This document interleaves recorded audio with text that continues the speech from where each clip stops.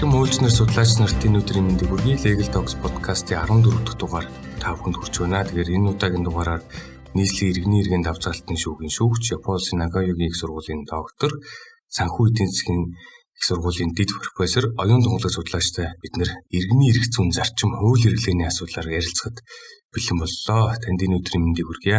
За баярлалаа. Та бүхэнд бас энэ өдрийн мэндийг хүргье. За чинь 2020 оны 11 сараас хойш өнөөдрийг хүртэл карантинтай байгаад энэ хугацаанд энэ шүүх хурлууд ер нь захин хэлбэрээр яваад бид нэр сурж явах шиг байна.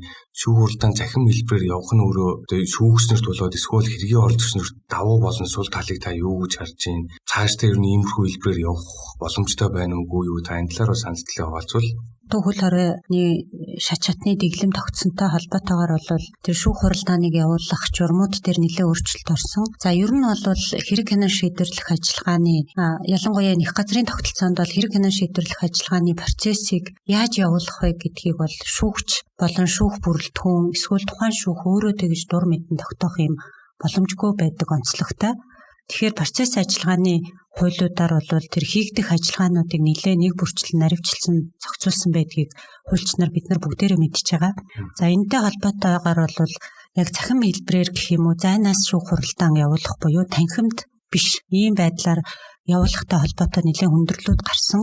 За өөр шүүхүүд буюу одоо эрүү иргэн захиргааны шүүхүүд дээр эсвэл анхан давах хяналтын шатны гих мэтчлэн шүүх тус бүр дээр энэ зайнаас явуулах асуудлыг өөрөөр шийдвэрлсэн ийм тохиолдлууд гарч байгаа. За гол хүндрэл нь юу вэ гэхээр хуулийн дээр бол одоо шинэ шүүхийн тухай хуулийн дээр тэр хуучин саяын 3 сарын 1-ээс өмнө мөрдөгдөж байсан хуулиар бол шүүх хуралдааныг нүүдэллэн ажиллахаас бусад үе зөвхөн танхимд явуулна гэд хуульчилсан байна.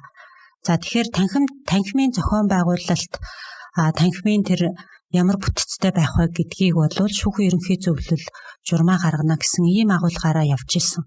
За тэгээ 11-р сард энэ зайнаас одоо шүүх хуралдаан хэрэг хянан шийдвэрлэх ажиллагааг яаж явуулах вэ? Ковидын нөхцөл байдалд гэдэгтэй холбоотой ажлын хэсэг гараад шүүгч нараас бүрдсэн тэгээ ерөнхий зөвлөл дээр ажлын хэсэг гараад ерөнхий зөвлөл бол яг нэг яаралтай тэр аргачлалаа өөрчилсөн. Тэр нь бол тэр өргөдөл гомдол баримт материалыг бичлэн ирж өгдөг байсныг ямар нэг байдлаар тэр баталгаажсан мэйл хаягаараа юм уу өөрөө мөн байна гэдгээ мэддэгдэх боломжтой байдлаар өхийг нь хүлээж авъя гэдэг. За шүүх хуралдааны асуудлыг бол яг цахимаар буюу цахим шүүх гэж хэлэх гэхээр одоо биш байгаа даа. Өөрөөр хэлбэл тэр бусад дэлхийн улс орнуудад бол цахим шүүх гэд зайнаас явуулж байгаа улсууд байна амжилттай. Тэр нь бол Казахстан, Хонконг ч гэх юм уу те. Тэгэхээр тэр улсуудад бол сая энэ ковидын үеэр бол шүүх хуралдаан хэвээ явагдсан гэж хэлээ. Тэгэхээр энэ улсуудад болохоор цахим шүүх гэдэг нь өөрөө тэр чигээрээ нөгөө платформоор явагддаг шүүн таслах ажиллагаа. Тэгэхээр манайд бол энэ нь бүрдээгүй байсан. Тэгээд бид нар бол нэлээд бас ярилцлагаасан зүүмээр явуулахыг цахим гэх үү. За бичлэн оролцсон тооцох уу гэд. За ийм байдлаар явагдаад уг нь энэ түүнээс гадна бас хэргийн оролцогч нарын хувьд одоо бол нэлээд их болчлоо шүү дээ. Ковид тусгаарлагдсан ч гэдэг юм уу тий. Эсвэл тусаагүй ч гэсэн тусгаарлалтанд орсон гэдэг ийм тодорхой нөхцөл байдлуудад хэрэг хянан шийдвэрлэх ажиллагааны хугацааг төв зогсоох буюу төтгөлзүүлэхийг гэх мэтчлэн тодорхой асуудлуудаар ерөнхий зөвлөлөөс уг нь хуулийн төсөл боловсруулад хууль зүйн ямаар дамжуулаад өргөн мэдүүлүүлэх ийм зүйл хийсэн гэсэн. Гэхдээ тэр хуулийн төсөл одоо хүртэл хаана гарч байгаа нь бол мэддэхгүй байна. Тэгэхээр нэг түрүүний асуудал бол тэр шүүх хуралдааны танхимд явуулна гэдэг хуультай. За шүүхийн үйл ажиллагаа уян хатан байдлаа ингээд хангах ёстой гэдэг ийм агуулгаараа бол магадгүй зарим шүүхүүд тэр гэрээс нь юм уу эсвэл юунаас хийгээ явсан бэлээ. Офисоос нь ч юм уу те хийгээд ингээд явж байгаа. За дахиад нэг зөрчилдөж байгаа асуудал болохоор шүүхийн үйл ажиллагааг энэ үнэхээр онцгой дэглэм ийм ноцтой нөхцөл байдалд бол хэвээ явуулах ёстой гэдэг байдлаар бол засгийн газар хууль тогтоомжийн хүрээнд хандж байгаа. Ковидын хуулийн дотор ч энэ талаар тодорхой наривчлсан зохицуулалт гараагүй. За ингээ харахаар нөгөө байнга үйл ажиллагаа явуулах ёстой байгууллагт нь шүүх орчиж байгаа. Тэгэхээр шүүхтэй холбоотой үйл ажиллагаагаа явуулдаг өмгөөлөгч нар бас байнгын үйл ажиллагаа явуулна хэвээ явуулах ёстой гэдэг ийм асуудлууд бол үүссэнийг бид нар бүгдээрээ мэдж байгаа. Тэгэхээр офисоосоо орж байгаа ч гэдэг юм уу гэрээсээ орж байгаа тохиолдолд бол энэ сэргийлэх одоо нэг газар хүн богинруулахгүй байх энэ гэдэг ач холбогдол давуу талууд бол байгаа. Хүндрлийн хувьд бол яг тэр хэд хэдэн асуудлууд байгаа. Шүүх хуралдааны дэгийг яаж захиулах вэ гэхээр зүүмээ унтраачихгүй юу, мьют дарчихгүй юу гэдэг юм уу тий. Эсвэл сая чинь бол нэг удаа эрүүгийн гэлүү шүүх хуралдаанд машина жолоодож явж байгаад орсон гэдэг ч юм уу. За Америкт бол бүр жишээ гарсан байлээ шүү дээ. Тэгээ нөгөө мис заслаа хийж байсан гэдэг ч юм уу. Тэгэхээр иймэрхүү байдлаар тэр шүүх хуралдааны дэг сахиулах асуудал. За хэргийн оролцогчийн яг өөрөө бичлэн орж ийн үгүй юу гэдгийг бодиттой бичлэн шалгах боломжгүй гэх мэтчлэн өөрөөр хэлбэл иргэний хэрэг хянан шийдвэрлэх хууль өөрөө хоорондоо их уялдаа холбоотой хэрэгждэг учраас дараа нь хэргийн аль нэг оролцогчоос гомдол гарсан тохиолдолд яах вэ гэдэг асуудалт бол үүссэн байна.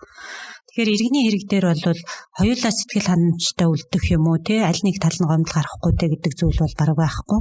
Гаргах их магадлал өндөртэй ихч гаргадаг. Тэгэхээр гаргаж байгаа гомдлууд дотор бол яг маргааны зөвлөлттэй холбоотой нотлох баримтыг буруу үнэлсэн эсвэл хуулийг буруу хэрэгжилчлээ гэхээс гадна шүүх яг ном журмаар нь ажиллагааг явуулсангүй вэ гэдэг ийм гомдлууд бас гараад идэгэн. Тэгэхээр энэтэй холбоотой бол шүүгч нарын хувьд нэлээд болгоомжлол үүсээд за тэгээ энэ асуудлаараа одоо тэр энэ нөхцөл байдлыг хангах ёстой байгууллага руу хандаад ингэхлээр шүүх хуралдааны нэг бол тэр шүүхийн байранд нэг газараа 5-аас илүү хүн бүрдүүлэхгүй бөөгнүүлэхгүй байх гэдэг нөхцөлийг хангах гэдэг зорилгоор нь шүүхийн байранд дотор тусгаарлсан ийм өрөөнүүд гаргаад тэгээд тэрэн зүүмээр холбогдоод ингээд хуралдаануудыг одоо ямар ч байсан явагдаж байгаа. За яг ингээд гэрээсээ ч юм уу офисоос нэг тал нь ороод ч юм уу хуралдаан явуулсан байлаа гэхэд явуулчлаа гэд тэрийг одоо хэргийн оролцогч огт гомдол гаргахгүй байгаа тохиолдолд бол тэрийг хүчингү болгодог юм уу те эсвэл одоо хууль бус шүүх хуралдаан гэж шууд үзэхгүй ч гэсэн гомдол гаргаад ирүүл яах вэ гэдэг ийм л асуудлууд үүсчихэд байгаа. Тэгэхээр хүндрэлүүд нь бол хууль тогтоомжийн зохицуулалттай холбоотой нэг асуудал байна. Хоёрдугаарт бол одоогоор техникийн нөхцөл байдал буюу тэр цахим руу шилжсэн цахим шүүх буюу e-court руу бүрэн шилжээгүй, ер нь бол шилжээгүй гэсэн үг тий. Зөвхөн шийдвэрүүдийг тавьж байгаа гэдэг тий. Тэр одоо дэд бүтцэн бүрдээгүй ийм нөхцөл байдлууд байгаа. Гэхдээ энэ нь бол одоо болон шүүхийн системд болон хуулийн салбарт нэлээд том энэ чиглэлээрээ шинтгэл хийх энэний зайлшгүй хэрэгцээ шаардлага гэдгийг тийм шаардлага байгаа гэдгийг буюу e-court руу шилжүүлэх гэдгийг нотолж өгж байгаа нэг бас давуу тал болж байгаа юм болов уу гэж харж байна. За бусад улсууд яат юм бэ гэдээ ингээ харахаар үнэхээр дэлхийн улс орнуудад бүгд ингээ захимаар явж байгаа мó гэхээр бид нар тэр нээлттэй дэлхийгээд хөтөлбөрөөр Америкийн нэгдсэн улсад сургалтанд хамрагдсан шүүгч нараас нэг хүн төлөөлөөд гээд нэг юм Zoom конференцд оролцлоо. Сая 1 сард байна 2 биш ээ 4 сард орсон. Тэгсэн чи тэрэн дээр бол Америкийн шүүгч нар тэгээд энэ зүүн Европын болон нөгөө Станы орнуудын ийм шүүгч нар оролцоод шүүх хурал яаж явагдаж байна вэ гэсэн чинь ганцхан Казахстан улс л одоо маш хэвээ явагдаж байгаа гэж хэлжсэн. Бусад улсууд бол бүгд зөвхөн нэн яаралтай шүүх хуралдаануудыг хийсэн. Тэр нь одоо гэр бүлийн хүчирхийлэл манайхаар бол нөгөө цагдаа хорионы асуудал юм шиг байгаа. Иймэрхүү нэн яаралтай хуралдаануудыг хийгээд бусад хуралдаанууд бол хойшилсан байдалтай байсан. За Америкийнх бол нөгөө тангарагтны шүүгч нар гэж байгаа тий 12 иргэдийг оруулаад гин буруу тогтоох тэр шүүх хуралдаанууд нөгөө хойшлоод тэгтэл яалтчгүй тэр хэргийг шийдэх яаралтай нөхцөл байдал үүссэн үед бол шүүх хуралдааны танхимд авчирч оруулсан. За тэгж оруулахдаа мэдээж иргэний нөгөө эрүүл мэндийг хамгаалах эрхийг нь хангах үүднээс хэрвээ та эрүүл мэндэд маань аюул учирна гэж үзэж байгаа бол татгалзах хэрэгтэй гэдэг эрхийг нь олгож байгаа шүүх хуралдаан явуулсан гэж л. Тэгээд тэр Америкийн шүүгч нарын их талархалтай хандж байгаа нь бол иргэд бол энэ асуудал дээр бол ерөөсөө тэр дотор миний эрүүл мэндэд аюул учирна би шүүх дээр ирэхгүй гэдэг тийм одоо тангарагтны шүүгч гэх юм уу иргэд бол гараагүй гэсэн тийм зүйлс ирж ил. Тэгээд Казахстан яагаад ингээд шүүх хуралдаан хэвээ явагдаад байна вэ гэдгийг цааш нь ингээд судлаад үзсэн чинь Казахстан бол тэр e-court-ын системийг маш сайн нэвтрүүлсэн юм байна. Тэгээ бүх иргэдэн жишээлбэл цахим гарын үсэгтэй. Одоо манайх бол цахим гарын үсэг нь зөвхөн төрийн байгууллагын хүрээнд яваад байгаа шүү дээ. Тэгэхээр бүх иргэдэн яг баталгаатай цахим гарын үсэгтэй шүүхийн цахим шүүхийн платформоо үүсгэж гисэн болохоор хамгийн хэвийн явагдсан гэж үзэж байгаа юм шүүхт орчлоо. Таны ойрын судалгаа шинжилгээний ажлын сонин сайхан юугаа бол хамгийн сүүлд бидний миний өөр авцсан лайлтай уншаад Миний гарын ном бол өдөр болгон нэг бүлгийн уншаа сууж байгаа. Энэ иргэний эрх зүйн ерөнхий ангийн асуудлаар бүтээл төрүүлсэн байсан. Та энэ талаараа тэгээд ойрынхан судалгаа шинжилгээний талаар хуваалцвал. За иргэний эрх зүйн энэ ерөнхий анги гэдэг номыг 20 оны 100 гаргасан. Тэгээд эн чинь бас л ялгаагүй нөгөө дотроо гараагүй ч гэсэн бид нар нэг хатуу дэглэмтэй байгаад исэн. Тэгээд гаргачаад ойр зургийн одоо шүүх дотроо ч юм уу тэгээд нэг ганц хоёр номын дэлгүүр тавигдаад нэг хактер гаргаагүйсэн. Тэгээд legal data-гаас дээр ном худалдаа эхэлсэн гэдэгтэй холбоотой танад хүсэл тавиад тийм захим номын энэ ер нь зүгээр юм байна яг ийм нөхцөл байдал тэгээд танад тавьж худалдан борлуулах юм хийх хүсэл тавьсан байгаа. Энэ номыг бичих санаа гэх юм уу юу нь бол ерөнхийдөө бол зориг хүрэхгүй л байгаа. Ерөөсөө иргэний эрх зүйн номнуудыг ингээд бусад улс орнуудад яаж бичдэм байна гэж харахаар загварууд байгаа хгүй юу. Жишээлбэл Оросууд ч юм уу Германы номнуудыг харахад ихэвчлэн за Германд бол ганц автортай байна эсвэл бүлгэрээ. За Оросын холбооны улсын иргэний эрх зүйн номнуудыг харах юм бол дандаа ийм сургуулаараа танхимаараа эсвэл тэр урсгал чиглэлээрээ бүлгээр нь ч юм уу юм хувааж бичдэг. За Японд бол яг тодорхой эрдэмтэд нь өөрсдөө бичээд тэгээд миний хувьд бол тэдгээрийн номыг нөгөө уншиж харж байхдаа одоо энэ чинь оюутан байх үеэсээ л байгаа шүү дээ 2 3 дугаар курсээсээ мэрэгшүүлчдийн нөгөө Оросд энэ төр бол аль чиглэлээр вэ гэх тэгээд уншиж байхдаа бол хизээч одоо ном бичиж ч юм уу иргэний эрх зүйн ном бичин сурах ч гэдэг бол маш хэцүү хүнд тэгээ хизээч барахгүй гэж боддог байсан. Тэгээ яг жижиг өгүүлэл нийтлэлүүд бичээд явдаг байсан. Судалгааныхаа хүрээнд нэг 30 орчим болсон байгаа. Тэгж байгаад 19 онд нөгөө үйл явдал болсон. Тэгээд тэр үед бол санхүү эдийн засгийн их сургуулиас тэндэд профессороор ажиллаач гэсэн ийм санал ирээд 19 оны 9 сараас тэнд яг иргэний эрх зүй хичээл ороод бас нэг өөр хувийн сургуулиуд ч гэсэн ер нь бол бас бодож санаж байгаа юмнуудаа за уншиж судалсан юмнуудаа аль болох олон хүмүүст түгээж явахгүй болвол тэг үзэл бодлын ийм зөрүү ч юм уу ийм зүйл бас их гарах юм байна гэдгийг бол тухайн үеийн тэр нөхцөл байдал нийгмийн уур амьсгалаас хараад бол ойлгоод лекцээ бол лекцийн тэмдэглэлүүдэд янзлаад иргэний эрх зүйг 19-20 онд бол нэлээд их заасан одоо ч үргэлжлүүлээ зааж байгаа сургуулиудад. За тэгээ зааж явж хагаад ер нь энийг нэг ном болгоод гаргаад үзье гэж зориглол нэлээд нухсандаа. Гэхдээ ерөнхийдөө ихэнх хэсэг нь бол ерөнхий ангийн энэ номны хэсэг бол тэр төтгөлцсөн байх хугацаанд бичигдсэн. Тэгээ ажилдаа орсныхаа дараа бол нөгөө редакторлно гэдэг чинь цаана нь илүү дутуугийн шахах. Тэгтэл мэдээж ном юм чинь сул тал дутуу хөтөө орхисон зүйлүүд бол байгаа бах. За тэгээс одоогийн чиг хандлага бол ер нь бол би нэг гэрээний бус үүргээр докторийн ажиллаач гэсэн яг монголчлохын бол тэр итгэл эвтгийн эсрэг иргэний эрх зүйн хамгаалалт гэдэг сэдв баггүй юу нэг англи дээр хамгаалсан юм чинь. Тэгэхээр тэр маань яг наадах чи юу гэж буух юм бэ гэж хүмүүс суугаад байдгийн. Тэгэхээр илүү их нөгөө үндэслэхүүн хөрөнгөжих институттай холбоотой байсан болохоор за дараа нь энэ иргэний хэрэг шийдэж явж байгаад гим хорын учруулсантай холбоотой гим хорын эрх зүйдээр ямар асуудлууд гарч ийн гэдгийг хараад цуврал өгүүлбэр бичээд исэн. Тэгээд гэрээний бус үүргийн эрх зүй гэдэг ном бичээ даа гэж бодож исэн чинь нэг тийм логик алдагдчих гээд байгаа юм шиг санагдаад. Яагаад гэхээр яг гэрээний бус үүргийн эрх зүйн хичээл орохлоор гэрээний эрх зүйн хичээл ороогүй байхад гэрээний бус үүргийн хичээл орох бол бараг боломжгүй яг ордголтой заримдаа сургуулиудын програм зөрүүтэй ч байт юм уу. Гэхдээ маш хүнд байдаг байхгүй юу. Тэгээ одоо бол гэрээний эрх зүй гэдэг дээр нэлээд сууж байна. Тэгээ арай ингээд нэг хөнгөн биччихье гэхээр чадахгүй янз бүрээр нухаад байна. Тэгэл ойрын хугацаанд юм уу чадвал энэ жилдээ гарах юмсан гэж хичээж чинь чадахгүй ч үж магадгүй тэгэл харчлаа. Таны бүтээлийг хүргэлтээр авснаас хойш би бас нэлээд уншлаа надад маш их таалагдсан байна. Нөгөө захим худалдааны сайт дээр таны бүтээл бол нөгөө хэрэлтэй бүтээлийн худалдаалж байгаа бүтээлээ хоёрт нь явж илээ. За баярлалаа. Таныг бас манай санд бүтээлээ байршуулсан талархаж байна. Ярилцлага үндсэн сэтгэлгүй орё гэж бодож байна. Би таныг бас иргэний эрх зүйн чиглэлээр судалгаа хийдэг, саяын чиглэлээр бүтээл гарсан учраас бидний өнөөдөр ярилцж байгаа сэдв бол иргэний эрх зүйн зарчим, тэгээ нь хууль эрхлэлтэй холбоотой юм асуудал байгаа. Зүгээр эхний асуулт бол эхний ярилцахыг хүсэж байгаа сэдв бол энэ Монгол улсадаа энэ иргэний эрх зүйн хөгжлийг ер нь ямар түвшинд байна гэж харддаг вэ? Би тэр нь юутай холбож хэлж ийн гэхээр за 2002 онд одоо батлагдсан энэ иргэний хуулийн хууль байна. За дээрээс нэмээд энэ энийг одоо энэ чиглэлээр сураад боловсрч байгаа боловсон хүчин өмгөөлөгч хуульч гэдэг юм ингээд шүүгч байна. Тэгээд энийг хэрэгжилж байгаа байдал гэдэг юм уу? Зарим тохиолдолд эдгээр юмнуудыг харахаар хууль хэрэглэл дээр ийм зөрүүтэй юмнууд их гардаг, санагддаг. Зөвхөн Монгол улсын иргэний эрх зүйн хөгжил, энэ хууль тогтоомжийн түвшин та ямар шүү хэмжээнд байна гэж харддаг судлаач байгаа.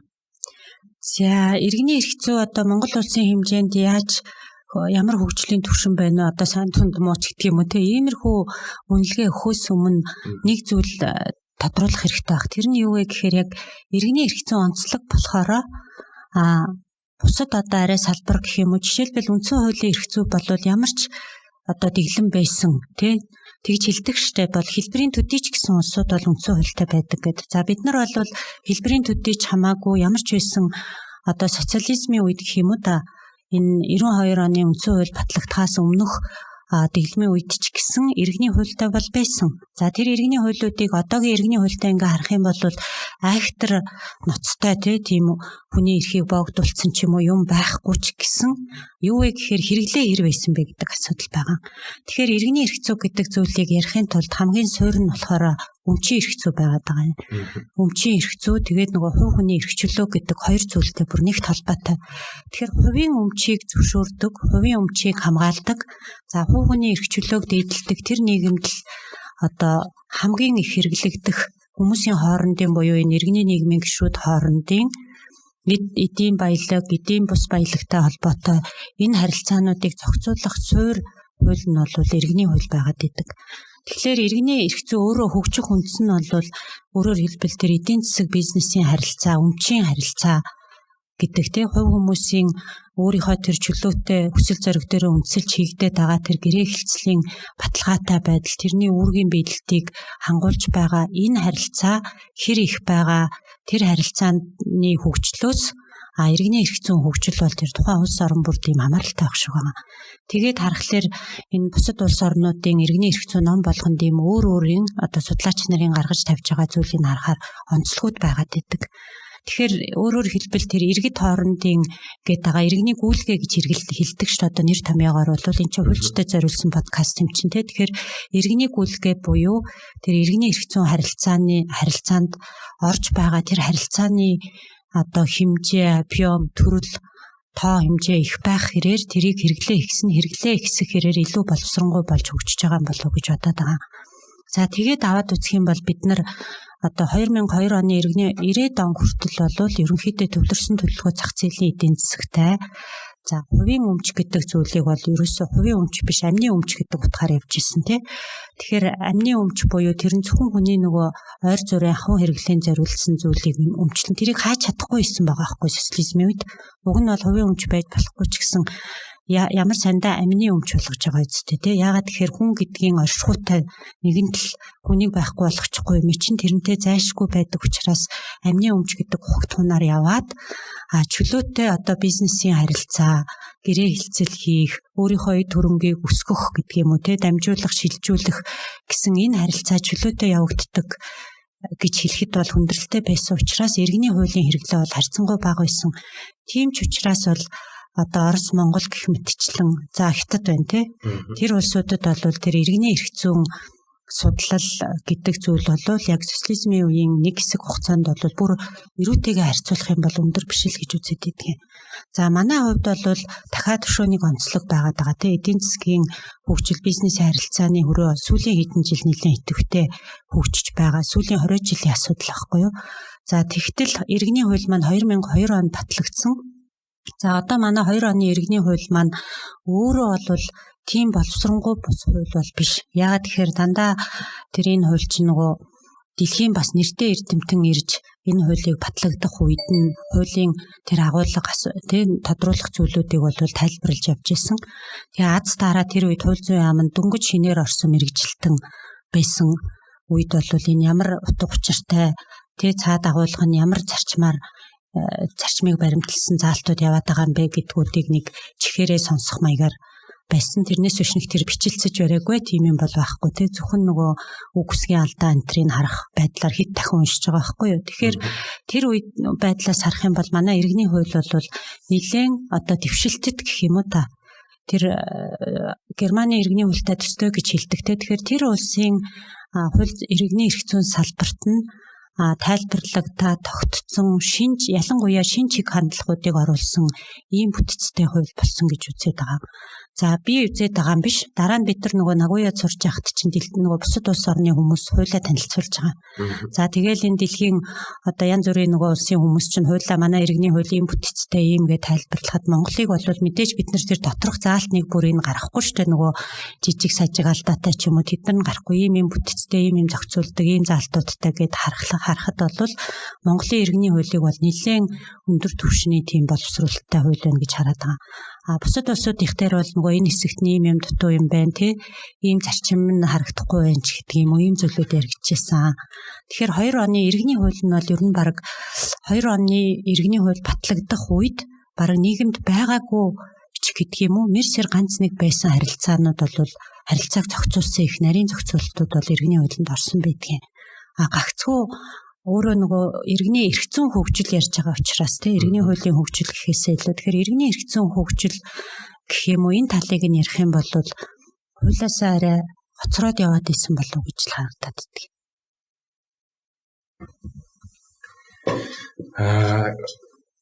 Иргэний эрх зүйн зарчмын асуудал ер нь манайд иргэний эрх зүйн зарчмыг одоо юу гэдэг хууль тогтоомжид тусгагдсан байдал ер нь ямар зарчмууд байна нөгөө бид нар ярьдаг нийтлэг эрх зүйн тогтолцоотой улс орны хувийн эрх зүйн салбараас бас юугаараа ялгаатай бид нар юуг анхаарах ёстой та энэ тал дээр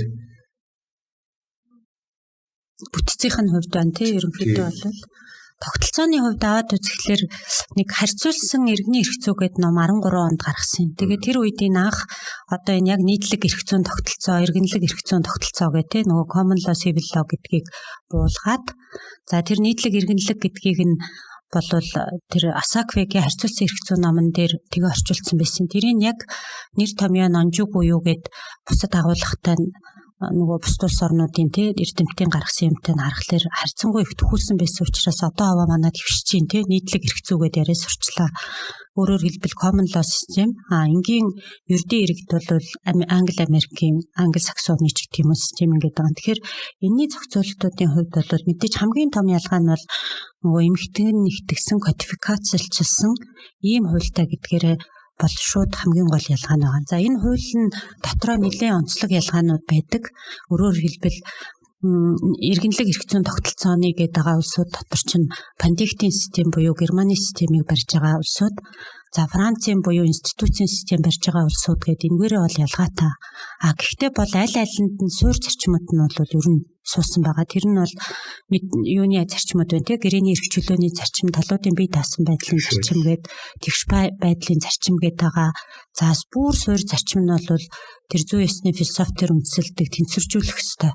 Тэ тэр хин нэг хүн бусдын зардлаар өрнөж өсгөө гэдэг юм уу. Энэ зарчмууд бол бүгд суусан байгаа боловч жишээ нь одоо Пандиктийн системд байгаа абстракцийн зарчим гэдэг зүйл яригдлаа гэхэд тэрэн дээр бол яг зорилго нь ямар юу чиглэж байгаа вэ гэхэд иргэний эрх зүйд итгэлцлийг хамгаалах зарчим гэдэг ч юм уу. Ийм байдлаар энэ заалтууд хоорондоо нэлийн уялдаатай яваад байгаа. За манай иргэний хуулийн бас нэг онцлог нь юу вэ гэхлээр ерөнхийдөө би түрүү хэлсэн шүү дээ 2002 онд манай иргэний хууль батлагдаж байх тэр үед бол холбооны бүгд найрамдах Герман улсын иргэний хуулийн үүргийн эрх зүйн систем тэрний хавцаа яг өөрчлөлт орсон гэж ярьдیں۔ Тэгэхээр тэр нь юу вэ гэхээр нөгөө тэр чи одоо 100 жилийн хугацаанд өмнө батлагдсан хуулиа хэрэглээд шүүхийн практик тогтоод тэр практикаас нь дахиад эрдэмтэн шүүмжлээ тэ дэмжээд тэр гарцсан байгаа онлайн чиг хандлагууд за тэр хооронд нийгэм мэдээний засгийн нөхцөл байдал өөрчлөгдсөн байгаатай холбоотойгоор өөрчлөлтүүд бол орсон байдгийг нэлээд маргаан болж одоо манайх шиг хурдхан шиг хуулийг бол өөрчилчихдэггүй тэ 10-20 жилийн яриа мэтгэлцэн болж байдаг. За тэр шинж бол орсон. Хоёр дахь нэг шинж нь юу вэ гэхээр манай иргэний хууль болохоор бас нэг юмыг тусгасан шинж харагдаад байгаа. Тэр нь юу вэ гэхээр өөрөөр хэлбэл бизнесийн эрх зүйн харилцааны арилцаанд оролцож байгаа буюу одоо манайхан бол арилжааны гэхүү худалдааны гэхүү гэл нэр томьёогоо ондохгүй л яваад байна шүү дээ. Энэ шиг үндсэн хуулинд бол аж ахуй эрхлэх хэрэгтэйгээд орсон шүү дээ. Тэр чинь бол бизнес эрхлэх хэрэгтэй гэсэн үг. Тэрнээс биш одоо гэрийнхээ аж ахуйг эрхлэх тухай асуудал биш тий. Тэгэхээр тэр аж ахуй эрхлэгч иргэдийн хооронд үүсдэг харилцаа ердийн энгийн иргэд хооронд үүсдэг харилцааг зохицуулж байгаа хуулиуд болвол анх энэ Герман, Япон энтер гээд улсуудад болохлээрээ Оросд хүртэл байдаг Торговый кодекс гэж байсан. За тэрэн шиг ийм тэр тал нь нэг тустай хуулинд иргэний хууль эрх зүйн харилцаа нэг тустай хуулинд гэж зохицуулагддаг байсан. За тэр нь бол одоо дэлхийн явж байгаа чиг хандлага буюу иргэнлэг эрх зүйн тогтолцоотой улс орнууд болохоор нэгтгэя гэдэг. Өөрөөр хэлбэл тэр 100 жилийн өмнөх одоо бизнес эрхлэгчийн харилцаа энгийн одоо иргэн хоёр хэрэглэгч хоёрын хоорондын харилцаанаас гадна ерөнхийдөө энэ хуулийн зорилго нь бол ердийн дундаж нөгөө рационал хүн гэж үздэг байгаа. Яг хүн чөлөөт иргэн буюу одоо хувь хүнийхээ эрх чөлөөн дээр үндэслээд өөрөө бие дааж хилцлээ хийдэг хүн бол өөрөө хариуцлагаа хүлээдэг гэдэг. Тэгэхээр ихэнх хүн бол ерөнхийдөө бол өөрийнхөө хийж байгаа үйлдэлийн үр дагаврыг ухамсарлах чадвартай, уншиж бичиж чадна, утга агуулгыг ойлгоно, зөвлөгөө авч чадна гэдэг ийм утгатай учраас бусад улс орнуудын хувьд бол нэг хууль болгох тал руугаа яваад байгаа. За тэр нь юугаар илэрч байгаа вэ гэхээр одоо Холбооны Бүгд найрамдах Герман улсын тэр худалдааны хууль гэж хэлээд байгаа те. Японы ч юм уу энэ хуулиуд дотроос бол яаж юм гэхээр тодорхой асуудал нь наривчлан зохицуулагдаад байгаа. Жишээлбэл одоо компанитай холбоотой асуудал ч юм уу, компанийн тухай манай компанийн тухай хуулинд байдаг шиг гэх юм уу яг адилхан биш л те. Тэрийг зохицуулдаг асуудал Японы худалдааны хуулинд байсан бол тэр асуудал компанийн тухай хуультай болоод ирэнгүүт тэр хуулиас хүчингүй болчиход байгаа байхгүй. Тэгэхээр алстаа болвол нэг иргэний кодекс civil code гэдэг те иргэний хууль дотроо тэр бизнесийн эрх зүйн харилцаатай холбоотой хэсгүүд бас давхар явна. Ер нь бол одоо бараг бүх хүнийг бизнес эрхлэгч гэж үзэх тал руугаа ийм үзэл баримтлаар батлагдсан хууль байдгийн. Тийм учраас манай нөгөө иргэний хуулинд байгаа энэ гэрээ хэлцлүүдийн ихэнхийг анзаарах юм бол худалдаа авах гэрээч байсан, ажил гүйцэтгэх гэрээч байсан энэ заалтуудыг хэрэглэхэд дотор нь байгаа тэр тоглолттой холбоотой шаардлагууд нөгөө ажлыг хүлээн авах, хүлээлцэх энтергээд тэр асуудлууд хүртэл суур зарчим нь бол чи өөрийнхөө хийсэн үйлдэлийнхаа хариуцлагыг хүлээнэ гэдэг энэ те бие даасан энэ зарчим руу нэлээ орсон хууль байгаа гэдгийг. Харин зүгээр сул тал нь юу байх вэ гэхлээр харахаар одоо нөгөө хэрэглэгчийн гэрээ гэдэг зүйл байгаа тийм. Нөгөө энгийн одоо нэг тал нь хүчтэй том бизнес байгаа тийм нэг корпорац байна. Эсвэл том утасны компани байна ч гэдэг юм уу те. Тэрний нөгөө талд байгаа энгийн иргэн хүн тэр гэрээ хэлцлийн утга агуулгыг ойлгохгүй шүү дээ. Тэрэнд агрессив байдлаар нөгөө тал хандуул яах юм бэ? Хүчтэй хүчгүйгээ ялгаа гарч шүү дээ. Тэгэхээр энэ тохиолдлыг зохицуулсан асуудал нь болохоор ерөнхийдөө нэг юм ерөнхий суур зарчим дээрээ нэг байгаа шударгаар гүйцэтгэх нэ гэдэг ч юм уу мэдээлэл хүүрэхтэй гэдэг асуудлуудаар орчоод гэрээний стандарт нөхцөл гэдэг дотор 202 гэдэг бараг нэг зүйлийн хүрээнд байгаа байхгүй юу. Тэгэхээр тэр нь өөрөө нөгөө маш их тайлбар шаардсан дэлгэрэнгүй бус нарийн одоогоор хэрэглээний нэгдсэн практик тогтоогүй энэ төр ийм сул талууд бол байгаа даа. Бизнес эрхлэгчдийн хооронд үүссэн харилцааг иргэний хуулиар зохицуулж болохгүй байна гэхээр зохицуулж болохгүй хэдэн харилцаанууд байгаа юм. Тэр нь яг нөгөө өөрөө түрүү асуусан шүү дээ. Нийтлэг эрх зүйн тогтолцоотой ямар юу байна гэхээр ялангуяа энэ нөгөө банк, санхүү, тэгээ компани, үнэт цаас, хөрөнгө оруулалт гэдэг энэ чиглэлийн хуулиуд одоо эрх зүйн зохицуулалтууд болохлээрээ common law-гийн буюу нийтлэг эрх зүйн зарчмууд явж байгаа. Тэрэн дотор юу байдаг вэ гэхээр ихэвчлэн энэ trust fiduciary гэдэг байгаа тэр өмчлөлийн ойлголт нь өөр гэсэн үг. Тэгэхээр манай иргэний хуулийн жишээлбэл 101-р зүйл заасан өмчлөгчийн эрх гэдэг ойлголт бол уламжлалт ойлголт.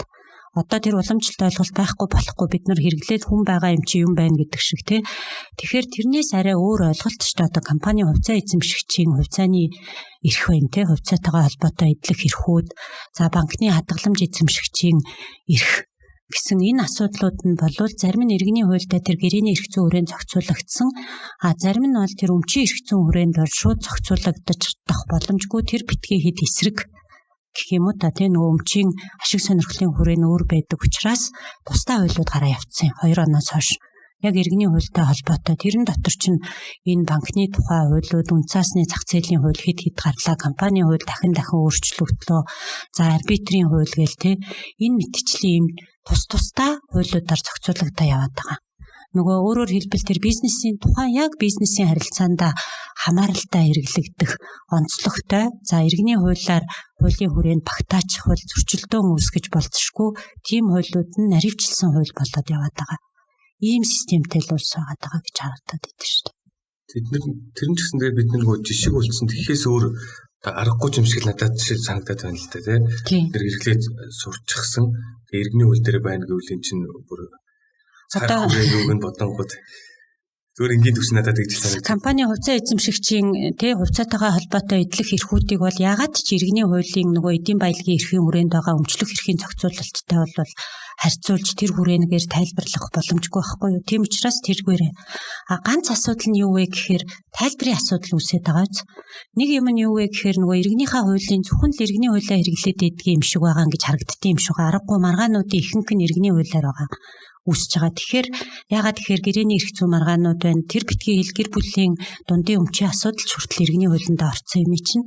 Тэгвэл саяхан хэлээд байгаа тэр үнцаасны зах зээлийн тухай хуульч гэдэг юм уу, компанийн тухай хуулийн заалтуудыг хэрэглэхдээ илүү тэр common law-гийн буюу нийтлэг эрх зүйн суурь зарчмуудын гэх юм уу цаад концепцийг ойлгоод хэрэглэж эхлэх юм бол хэрэглэж сурах юм бол хүндрэл баг үүсдэг баг. Тэгэхээр энэ бол яг иргэнлэг эрх зүйн системтэй улсуудын бүхэл газар байдаг асуудал. Өөрөөр хэлбэл адилхан Германд бас байж л байгаа тийм. Яг энэ санхүүгийн салбарын хууль тогтоомжийг хэрэглэхэд л одоо хуульч нарын нь гол хүндрэл тийм хууль үндсэн суурь иргэний хуультайгаа зөрчилдөх асуудал байна уу гэдэг асуудал яригадад иддэг гэж бодогдоод идэв шүү дээ надад бол. Хоёулаа нөгөө иргэний эрх зүйн суурь зарчмуудын асуудлыг бас наривчлаад аль нэг хэсгээр нь ярилцаад явбал жишээлбэл та сая хэллээ шүү дээ тийм. Үүн дээр итгэлцлийг хамгаалах зарчим гэдэг ойрхон юм шиг мөртлөөсөө чинь яг юу хэлж чинь манай хууль тогтоомжинд яаж буусан байна мэдээж одоо ерөнхий ангиж өгвөл тэгээ буурчихсан юм юу тэгээ олж харахад төвөгтэй байх зүгээр ямар байдлаар яаж буусан байна энэ иргэний эрх зүйн зарчмуудыг бид нэр юу гэж ойлгож ерөнхийд нь юу гэж ойлгож яаж явах хэрэгтэй нэг юм асуулт байна. Тий одоо энэ иргэний эрх зүйн зарчмууд чинь дотроо одоо нөгөө хувь хүний бие даасан байдлын зарчим гэж байна, тэгш байдлын зарчим гэж явчих чинь тий. Тэгснээ тий өмчийн халдшгүй байдлын зарчим. За яг иргэний эрх зүйн итгэлийг хамгаалах зарчим гэд харахаар нөгөө нэг иргэний хуулинд байгаа зарчим тодорхойсон заалт дотор байхгүй байгаа дагааз тий. Тэгсэн мөртлөө тэр өөрөө нөгөө заалт болгон ч биш л тий. Тодорхой асуудлууд дээр бол байгаа даа. Өөрөөр хэлбэл жишээ нь иргэний процессын хуулинд бол диспозитив зарчим гэж үг байдгүйз тий мэтгэлцэх зарчим гэж яваад байдаг. Гэтэл тэр нь диспозитив зарчим чи мэтгэлцэх зарчмаас шал өөр биш л тий. Хоорондоо холбоотой боловч өөр зарчим. Диспозитив зарчим байна гэж бичээгүй мөртлөөсөө тэрнтэй холбоотой заалтууд дотор ороо явцдаг. Яг тэрнтэй адилхан одоо иргэний эрх зүйн итгэлийг хамгаалах зарчим гэдэг энэ зарчмууд дотор тодорхой байдлын зарчим. Өөрөөр хэлбэл нэг талаас хүн иргэний эрх зүйн харилцаанд оролцохдоо би хамгийн амархан жишээ бол тий хүү авахын тулд заавал бичгээр хийх юм байна гэдгийг энэ хуулинд нь тодорхой зааж өгöd байгаа чинь нэгдүгээр тэр итгэлийг хамгаалж байгаа. Бичгээр хийсэн бол би хүү авах хэрэгтэй юм биш үү гэж. Тэгжээтэл тэр дунд нь өөр зарчмууд асуудлууд орж ирдэг. Хүүгийн хэмжээ хит өндөр бол гэл тий эсвэл анзын хэмжээ хит өндөр бол шүүх буулгана гэд. Тэгэхээр яг иймэрхүү асуудлууд дээр бол цэвэр шүүхэд нөгөө зарчмуудыг хэрэглэх шаардлага үүсэж байгаа. За хоёрдугаарт юу вэ гэхээр тэр гол асуудлууд байгаа шүү дээ. Одоо үүргээ шударгаар гүйцэтгэх нь, зохих ёсоор гүйцэтгэх нь энэ гэдэг ийм дефолт гэх юм уу да ерөнхий ийм заалтуудыг хэрэглэхэд иргэний эрх зүйн зарчмуудыг баримтлах болж байгаа байхгүй. Тэгэхээр зохих ёсоор гэдгийг хэн тодорхойлох юм бэ гэд. Тэгэхээр зохих ёсоор гүйцэтгэнэ гэдэг нь одоо мөнгийг бэлнээр өг гэж байгаа юм уу, дансанд өг гэж байгаа юм уу, эхнэрт нь өгч болох юм уу, болохгүй юм уу гэдэг те энэ асуудлуудыг тайлбарлахад ерөнхий иргэний эрх зүйн тэр зарчмууд гарч ирж байгаа. Тэгэхээр итгэлийг хамгаалах зарчмын илрэл бол тэр хамгийн их нь бол нөгөө шударгаар хоорондоо үүргээ гүйцэтгэх ёстой гэдэг зарчим байна. За ялангуяа тэр өмчийн эдийн баялагын эрх зүйн хүрээнд байгаа тэр шудраг бас өмчлөгчийн асуудлууд байдаг шүү дээ. Тэрэн дээр та нар хэрвээ анзаарах юм бол юуны асуудлууд байгаад байгаа юм. Шудраг гар эзэмшилтэд авсан хүн ямар хэмжээний үр шим хохирлыг төлөх үү тий? Эсвэл өөрийнхөө зардлыг ямар хэмжээгээр шаардах хэрэгтэй вэ гэдэг дээр их нарийн ялгаа цаг гаргах тий. Ганц асуудал нь юу вэ гэхээр манайх нөгөө хууль ёсны өмчлөгч, эзэмшигч, шудраг өмчлөгч, эзэмшигч гэдэг нөгөө энэ чинь мэдээж Монгол хүмүүс манай Монголын сайн эрдэмтэд судлаачд бол энэ хуулийг боловсруулахад оролцсон. Гэхдээ бол суурь нь бол өөрөө нөгөө тэр Германы заримдаа орос хэлнээс орчуулж тайлбарласан энэ төр асуудлууд байгаа учраас яг харахаар иргэний хууль дотор маань нэр сэр гэх юм уу да энэ тийм заалтуудын ингээд очихоор бүлэг болгон дээр ч юм уу тодорхой асуудлууд заримд бүр нэг эсэргээрээ хүртэл зохицуулагдсан зүйл байгаад байдгийг. Тэгэхээр тэр асуудлуудаа уг нь засаж залруулад өөрөөр хэлбэл түрүүн өөрөө нэг хөгжил гэж асуусан шүү дээ. Тэгэхээр энэ хөгжлийг урагшлуулахын тулд бол иргэний хуулиа нэг сайн судлаач нар нь өстой бүлэг юугаар нь бүр нэвч шинжилэн судлаад энэ заалт чи өөрөө ингэж буруу үгээр илэрхийлэгдсэн байна энэ төр гэд хуулиа эхлээд бас харах асуудлууд бол байгаа юм. Гэхдээ хууль одоо муу байлаа гэж хуулийг шүүмжлээд хэрэглэхгүй байх ч юм уу тийм юм бол байж болохгүй. Энэ бол шүүгчээс гадна бүх хуульч нарын үүрэгт бол хамаарч байгаа байх. Тэгэхээр энэ хуулиа бол тайлбарлах асуудалд бол одоо зарчмаа суурь сайн ойлгочих юм бол хуулийг тайлбарлахад нэг мөр байхад ойлгомжтой болов уу гэж бодоод байгаа. Тэгэхээр аль хэсэг дээр аль зарчим хэрэглэгдэх вэ гэдэг асуудал гарч ирээд байгаа. Одоо үндэслэгүй хөрөнгөж өгөх гэдэг дээр бол сая таны асуусан шийтгэлцлийн зарчим хаана байна гэхээр бас дотор нь байж идэг. Одоо элтэд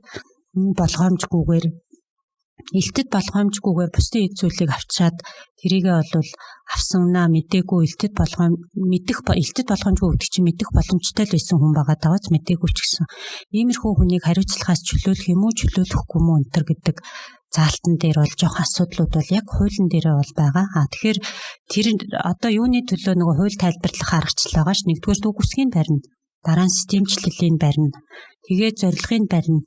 За хамгийн ноцтой одоо шүүхтэй нэлийн итгэдэг улсд бол тэр сая хэлээдэж хуулийн дотор нь алдаа байгаа. Эсвэл хуулийнхын заалтууд хоцрогдсон байж болно. 100 жил болж байгаа юм биш зарим улсад чинь тий. Тэр тохиолдолд бүр контралегум гэдэг байгаа. Эсрэгээр нь өөрөөр хэлбэл тэр дотор гарсан тэр нэр томьёоны эсрэг буруу заалтыг өөрөөр тайлбарлаж хэрэглэх гэдэг. Тэгэхээр иймэрхүү байдлаар үнэхээр иргэний эрх зүйн хөгжил өндөр байгаа болвол ийм асуудлууд руугаа очиж тэр чиглэл рүүгээ явж хөгжих болов гэж л найдаад байгаа. Энэ нөгөө эдийн бус баялагын харилцаанд оролцогчдын нөгөө харилцааны төрөл нь улам ингээд өргөжж байгаа. За тийм учраас би сайн таньстаас нөгөө энэ тодорхой тохиолдолд хууль хэрэглээ эднэр юмнуудээр иргэний эрх зүйн зарчмуудыг сайтар мэдээд энэ өөрөө ямар агуулгыг илэрхийлж байна гэдэг нь мэддэг байх нь өөрөө эргээд чухал ач холбогдолтой юм аа л гэж ойлгож байна. Энэ дээр дараачийн зарчмын асуудал дээр би нөгөө яг сайн таны ярьсантай холбогдуулаад энэ бид нар гэрээний чөлөөт байдлын зарчмыг айгүй ярьдаг хөлжнөр өмгөөлж. За гэрээний чөлөөт байдлын зарчмын дагуу бид нар энэ гэрээний агуулгыг ингээд тодорхойлоод хийцэн юм а гэхээр тэр нөгөө иргэний үеийн тусгай ангийнхаа эсвэл ерөнхий ангийнхаа тодорхой зүйл залттай зөрчсөн үндэслэлд орчих гол байдаг гэдэг юм уу нөгөө зээлийн хүний хэмжээтэй холбоотой нөгөө 56-ийн 1 гэх нэг нийтлэг яваад байдаг шүү дээ. Тэр гэрээний чөлөөт байдлын зарчим гэдгийг ер нь юу гэж одоо ойлгох вэ? Хоригдсноос бусдыг бид нар бүгдийг гэрээн дээр тусгаж болно л гэж ойлгоод яваад байдаг шүү дээ. Тийм. Тэр энэ бидний дунд боломж олгож байгаа юм хэлбэр юм шиг байна гэж би бол хараад байгаа юм. Харин тий одоо нөгөө ингээ ярилцлага ярьж итэл энэ дотор ийм зарчим яриад ингэжэтэл зарим хүмүүс чинь нөгөө хийж байгаа ажлаас холбоотой тий нэг хэрэг шийдвэрлсэн. За тэрэн дээр чинь бол 3 бүрэлдэхүүнтэй шийддэг шүүх вэ нэгдүгээр. За хоёрдугаарт бол тэр чинь нөгөө нийтлэг жишг шүүхийн нэгдмэл тий хууль хэрэглээний асуудал гэдээ маш олон юм харгалзчиж шүүхийн шийдвэр гарч байгаа. Тэгэхээр энэ асуудалтай холбоотойгоор одоо өөрийнхөө ярьснаас эсрэг юм бичсэн байна. Юу гэлээ? Өөрийнхөө онол бичсэн өмнө нэг харьцуулсан эрх зүйгээд яг энэ зарчмын тухай тайлбарласан ном гаргаж ирсэн. Тэрийг уншсан хүн юм шиг байна. Тэгээд өөрийнхөө ярьснаас өөр шийдсэн байсан гэдэг нэг шүүмжил гарч ирлээ. Тэрэн шиг тийм асуудалд орчих вэ гэж санаа зовох юм. За тэгтээ манай сонсогч нар бас бүгд мэдж байгаа юм чинь бид нар бол ийм мэрэгжлийн хууль эрх зүйс нартай зориулсан юм судалгааны юм подкаст хүрдэг. Тэгээд энэ бол энэ сууж байгаа энэ шүүгч биш судлаач оюун тонглог гэдэг хүний бас байр суурь юм шүү гэдэг манай сонсогчд бол сайн ойлгож байгаа хаа гэж найдаж байна. За тэгэхээр тэр талаас нь гэрээний эрх чөлөөний зарчим гэдгийг бол харахаар бид нар бүгдээрээ мэдж байгаа тий. Одоо 189 дугаар зүйл гээл бараг бүгд нөө эрүүгийнхэн зүйлчилдэг гэдэг шиг тий 189-ийн зарчим. Тэгэхээр энэ бол угаасаа түрүүн би нөгөө хамгийн анх хэлсэн тий иргэний эрх зүйн харилцаа гэрээний эрх чөлөөний зарчмыг зөвшөөрдөг улс оронд л иргэний эрх зүй хөгжнө гэдэг нь үнэн. Манай судлаач нар ч бол энийг нэлээд чангаар хэлдэг. Тэгэхээр гэрээний эрх чөлөөний зарчим гэдэг зүйл маань өөрөө бол нөгөө хинтээ гэрээ байгуулах уу, ямар агуулгаар байгуулах уу гэдэг дотроо хэд хэдэн агуулгууд байгаа. За одоо би энэ бичиж байгаа нөгөө номон дээр бол тэр гэрээний эрх чөлөөний зарчмыг бол хүн болгон мэдж байгаа юм чинь ингээд ерөнхийд нь биччихээ дардна. Гэрээний эрх чөлөөний зарчмын хязгаарлалт гэдэг зүйлийг нэлээд бичээд байгаа.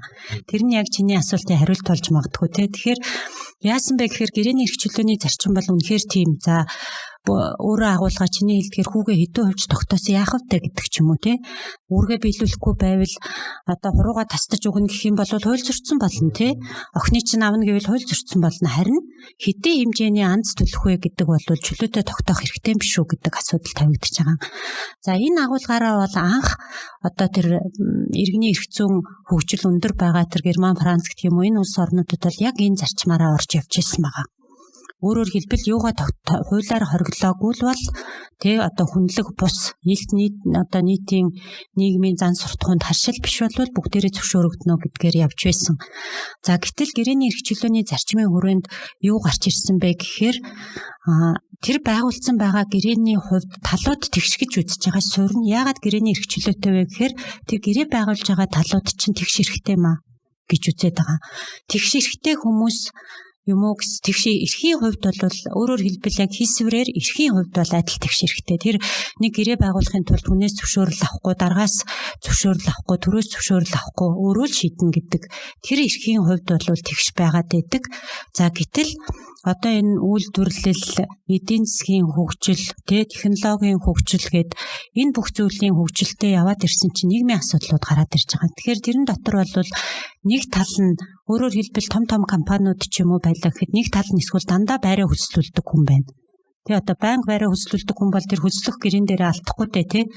Нөгөө тал нь бол нэг оюутан хүүхэд байдаг ч юм 18 тэрс. Тэрэн шиг иймэрхүү байдлаар гэрээ байгуулж байгаа хоёр талын хувьд бол яг бодит байдал дээр тэгшүү гэхлээр нэг нь мэдээлэл багтай, нэг гэрээ байгуулахын тулд одоо би жишээлбэл юу гэмдэ очиж Mobicom-оос утас авахтаа ч юм уу те эсвэл цахилгаан холбоо компанитай гэрээ байгуулахдаа хуулийн зөвлөгөө аваад авахгүй хэрвээ иргэн байсан бол боломжгүй шүү дээ. Тэр болгон дээр аваад ивэл миний мөнгө дуусчихна.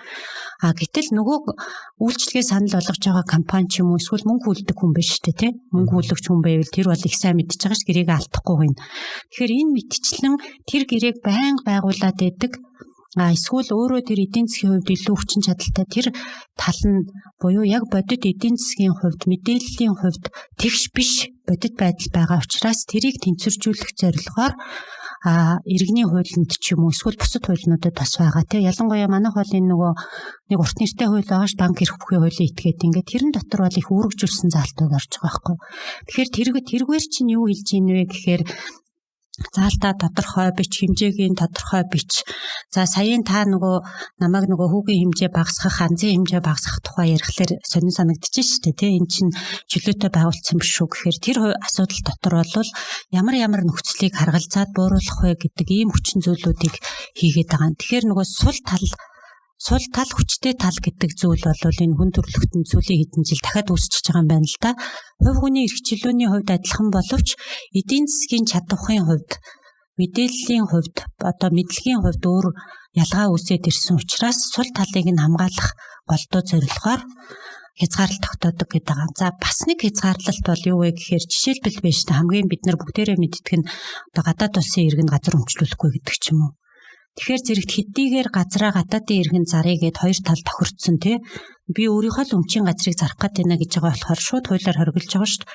Тэгэхээр тэр хориглолт юунаас олж гарч иж чинь гэхээр нийтийн эрх ашиг байгааз. Яг нөгөө улсын нийтийн эрх ашигын үндэсний ч гэдэг юм уу ийм эрх ашигтай холбоотой гарч ирж байгаа гэдэг нэг тодорхой хэд хэдэн том эрх ашиг гэх юм уу нийгмийнхаа үнэт зүйлээс хамаарат гэрээний эрх чөлөөнд хязгаарлалт байгаад байгаа. Тэрнээс биш одоо нөгөө иргэний хуулийн сая таны хэлдэг тусгай ангид байгаа заалтуудад нийцүүлж хийх бол албагүй шүү дээ. Тусгай ангийн заалтууд дотор заавал гэж хэлээгүй бол тэд нар бол ерөнхийдөө дефолт буюу зүгээр юу ч зохицуулаагүй байвал яах вэ гэхээр тэр зохицуулалт руу орно. Өөрөөр хэлбэл тэр хоёрын хүсэл зоригийг яг тодорхойлж чадахгүй шүү дээ. Ийм асуудал хариуцлагын асуудал үүсэхээр яах юм? Гэрээнээс татгалзах юм бол ингэнэ гэд хоорондоо тэгээ ийм юуг нь буцаа, энийг буцаахгүй гэж гэрээндээ бичээгүй байвал нөгөө иргэний хуулийнхаа гэрээнээс татгалзахтай холбоотой зохицуултууд руу хэрэглэхээс өөр аргагүй. Ийм л юмнууд үсэт юм гэж бодоод байгаа. Дараачийн би нөгөө бие даасан байдлын зарчим гэдэг энийг бие даасан байдлын зарчим гэдэг чинь ер нь одоо манай хууль тогтоомжинд иргэний хувьд юу гэж буусан байна. Тэгээд яг одоо хэрэглэн дээрээ жишээл ямар тохиолдлууд гардаг юм бол юуг ойлгож бие даасан байдлын зарчим гэдэг нь хоёр талд гэрээгээ байгуулчихэд магадгүй гэрээгээ байгуулчихэд би гэрээнийхээ үүргийг яаж биелүүлэх нь миний бие даасан байдлаас бие даасан гэдэгт орж ийн үү эсвэл энд юуг ойлгож байгаа вэ? Хоёрын харилцаанд орж байгаа хэлбэрийг хэлж гэнэ үү? Ерөнхийдөө бол бие даасан байдлын зарчим гэдэг асуудал болохоор энэ асуудлыг болохоор нэг ингэж тавьдгийг. Одоо Ромын эрх зүйн үед бол юу вэ гэхээр та нар харах юм бол өрхийн тэргүүн нь төлөөлж гэрээ байгуулдаг гэдэг байсан те. Эрх зүйн байдалтай холбоотой. Чөлөөт иргэн боол хүн бол гэрээ байгуулахгүй те, өмчтэй байж болохгүй гэдэг энэ асуудлаас одоо хөгжиж явсаар байгаад тэг хувь хүний эрх чөлөөний одоо хувьсгал гэж хэлдэг те. Ер нь бол тэр хувьсгалын үр дүнд одоо чөлөөт нийгэм байх ёстой. Бүх энэ хорвоо одоо тэр улсад ч гэдэг юм амьдарч байгаа хүмүүс тэгшүү бие даасан байх ёстой гэдэг хувь хүний эрхэмсэг оршихуй энтер гэдэг энэ зүйлтэй холбоотой бүх хүн хүндлэгдэх хэрэгтэй гэдэг цаад философи нь байгаа. Тэгэхээр бие даасан гэдгийг бол иргэний эрх зүйн харилцаанд орохдоо хэний ч дарамт шахалтгүй гэдэг. Өөрөөр хэлбэл одоо зөвшөөрөл авч ээж гэрээ байгуулахгүй. Тэгээ зөвшөөрөл авч ээж юмаа худалдахгүй гэдэг. За тэгэхээр бие даасан байдлын зарчим бас асуудал үүсэх байгаа ч тэгээ яг тийм юм уу гэхээр тийм биш асуудлууд байдаг. За хоёрдугаар одоо бие даасан байдлын зарчим гэж иргэний хуулийн хамгийн ихэнд байж байгаа шүү дээ. Тэгснэ цаашаага хаана байна вэ гэж та асуух гэдэг нь тий. Ер нь хэрэглэн дээр одоо яаж буух юм бэ гэж асуух гэдэг шүү дээ. Би байдлын зарчим яг ингээд бие даасан байдлын зарчим ингээд зөрчилчлөө гэдэг нэг юм ярих юм тохиолдол юу гэж болох уу гэдэг юм. Тий. Тэгэхээр тэр нь болохоор хуулийн дотор жишээ нь юу сууж ийн вэ гингууд чинь одоо юу байгаа ч та хуурам ихэлсэн хүчиргэлсэн хилцэл хүчин төгөлдөр бус гэж тооцоолно гэдэг чинь цаад агуулга нь бие даасан байдлыг хамгаалж байгаа байхгүй. За энэ нөгөө зорилгоор наваад үзгээр яг тийм. Тийм байгаа ч тэгэхээр зэрэгт тэр иргэний хуулинд байгаа 59 дээр байгаа илүү хуурам ихэлж яаж хийсэн эсвэл төөрөгдсөн ч гэх юм. Тэр чинь бол хүн өөрөө би ийм агуулгаар гэрээ хийж гинэ гэж бодсон чинь барьцааны гэрээ хийж гинэ гэж бодсон чинь юу хийцэн байх нь худалдаа авах. Тэгэхээр бодит тэр хүний хүсэл зориг өөрийнх нь тодорхойлж байгаа хүсэл зориг бол би юмаа зарахыг хүсээгүй байхгүй юу тий. Өрөндөө барьцаалахыг хүсэж исэн байх мөртлөө төөрөгдүүлээд хураад ч юм уу хийцэн ч юм уу. Тэгэхээр эсвэл одоо юу гэдгийг юу вэ штэ дээл гэдэг компьютер авахаар гаднах хэлбэр нь дээл байснаа дотор нь өөр хиттийн эд анги байсныг дараа нь би мэдчихлээ штэ. Тэгэхээр би төөрөгдүүлчих чинь намайг тийм эсвэл хурам ихэлцэн. Тэгэхээр миний бие даасан байдал чинь би даагаад өөрөө би ийм компьютер авна гэсэн байхад нөгөө хүн хуурснаас болоод миний бие даасан байдал алдагдчихж байгааз миний хүсээгүй юмыг надаар хийлгэж байгааг л тэгэхээр хэний ч хүсээгүй юмыг хийлгэхгүй байхыг буюу тэр хувь хүний хүсэл зоригийг хамгаалах гэдэгтэй илүү холбоотой. Хамгийн ойрын жишээ бол хөдөлмөрийн маргаан дээр хэрэглэгдэх шүү дээ. Нөгөө ажлаас халсан үнэлтээр намайг хүчээр гарын үсэг зурулсан юм ажлыг хөрвүүлэгдсэн юм гэдэг бол нөлөөлсөн энэ бие даасан байдлын зарчимд алдсан юм юунд бас хамаархал юм байна те.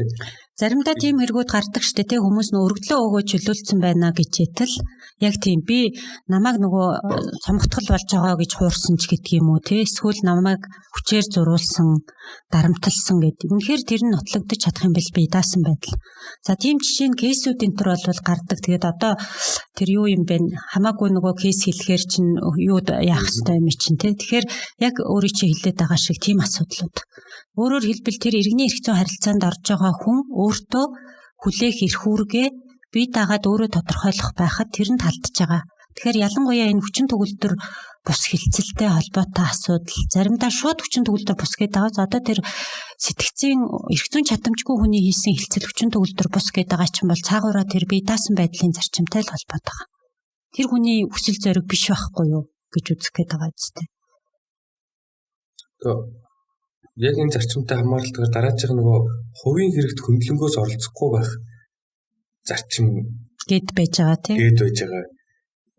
тэг ингээд би нөгөө иргэний эрх зүйн зарчмуудаа ингээд нөгөө хэрэглэн дээр ингээд манай хууль дээр яаж тусгацсан байдал нөгөө мэддэг юм шиг ирнэ ерөөсөө ингээд яг тодорхой хэрвээ хэлэх гэдэг юм бол бас нэлээ ингэж бодох юм яхад юу байна л да. Хувийн эрхт хөндлөнгөөс оролцохгүй байна гэдэг зарчим яг зөвхөнтэй адилхан одоо ямар тий, яг иргэний хуулинд байгаа бие даасан байдлын зарчим хувийн эрхт хөндлөнгөөс оролцохгүй байх гэдэг нэг 2 утга явж ирсэн шүү дээ, тий. Тэгээд 2 тусдаа зарчим юм уу, нэг юм уу гэд би судлаад үзсэн. Ингээд нөгөө нэг гадаад дотоодынх нь гэдэг шиг тий юу гэж үзээд байгаа юм бол тэгсэн чинь ихэнхдээ болвол нэг зарчмаа нэг л юг одоо баг нөгөө тоест гэдэг шиг тий өөрөөр хэлбэл гэдгээр илэрхийлсэн хоорондоо их холбоотой багийн ялгаа байхгүй нэг юм а гэсэн утга. Өөрөөр хэлбэл бие даасан байна гэдэг чинь тэр хувийн юмд нь алдахгүй гэсэн үг.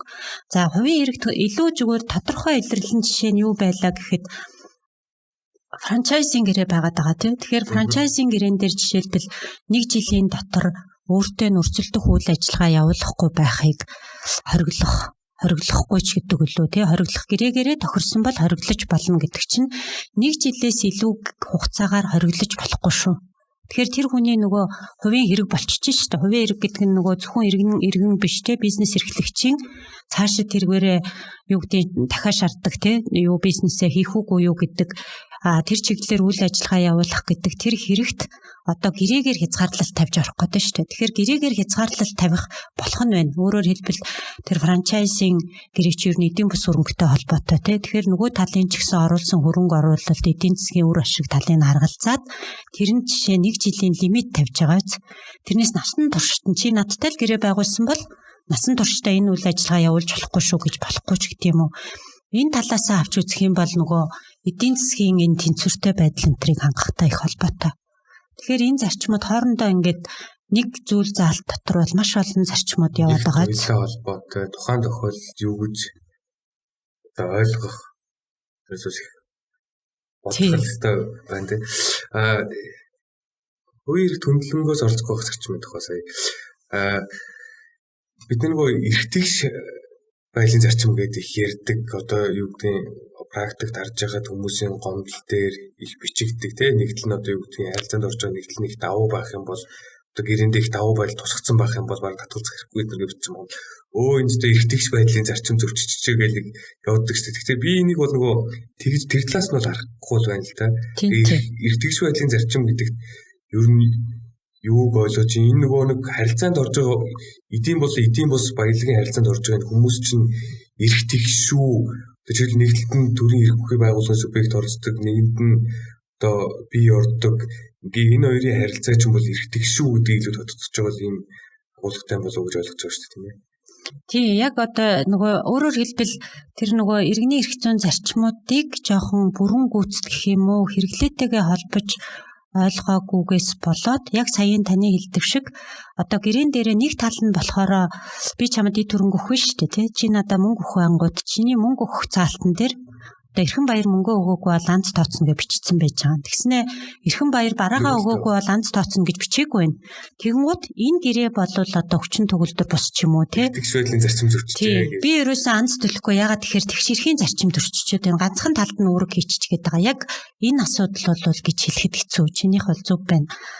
Тэгш эрхийн гэдэг бол яг чиний хэлээд байгаа зөв. Зүгээр энэний цаана юу вэ гэхээр гол нөгөө нэг үндсэн суурь нь болохоор иргэний нийгмийн гишүүдийн хоорондын харилцаа гэдэг байгаа шүү дээ. Үндсэн хуулийн эрх зүйн харилцаа бол юу вэ гэхээр нөгөө босоо гэдэг утга нь юу вэ гэхээр төр иргэн хоёрын хоорондын харилцаа шүү дээ. Тэрнээс биш нэг юм төрийн байгууллага хоорондынх байгаа тий тэр чинь тэнцвэр хангах гэж орж байгаа болохоос шаад төр иргэнийхээ өмнө ямар үүрэг хүлээхийг зохицуулдаг вэ гэдэг суурь хууль тий баталгаа. Яагаад гэвэл иргэдийн эрхийг авчаад байгаас зарим эрхийг хязгаарлах. Гэтэл иргэний нийгэм гэдэг иргэний хууль гэдэг үг нь иргэний нийгэм гэдэгтэйг их холбоотой юм байлаа. Тэгэхээр 2 оны иргэний хуулийг хилцэж явах үед нэлээд боловсролтой тийм их хурлын гишүүнийг ийм асуулт тавьж ирсэн байхгүй юу? Гүйе энэ иргэний хууль гэсэн чинь энэ дотор чи одоо хуулийн этгээд гэдэг үг явж штэ гэд.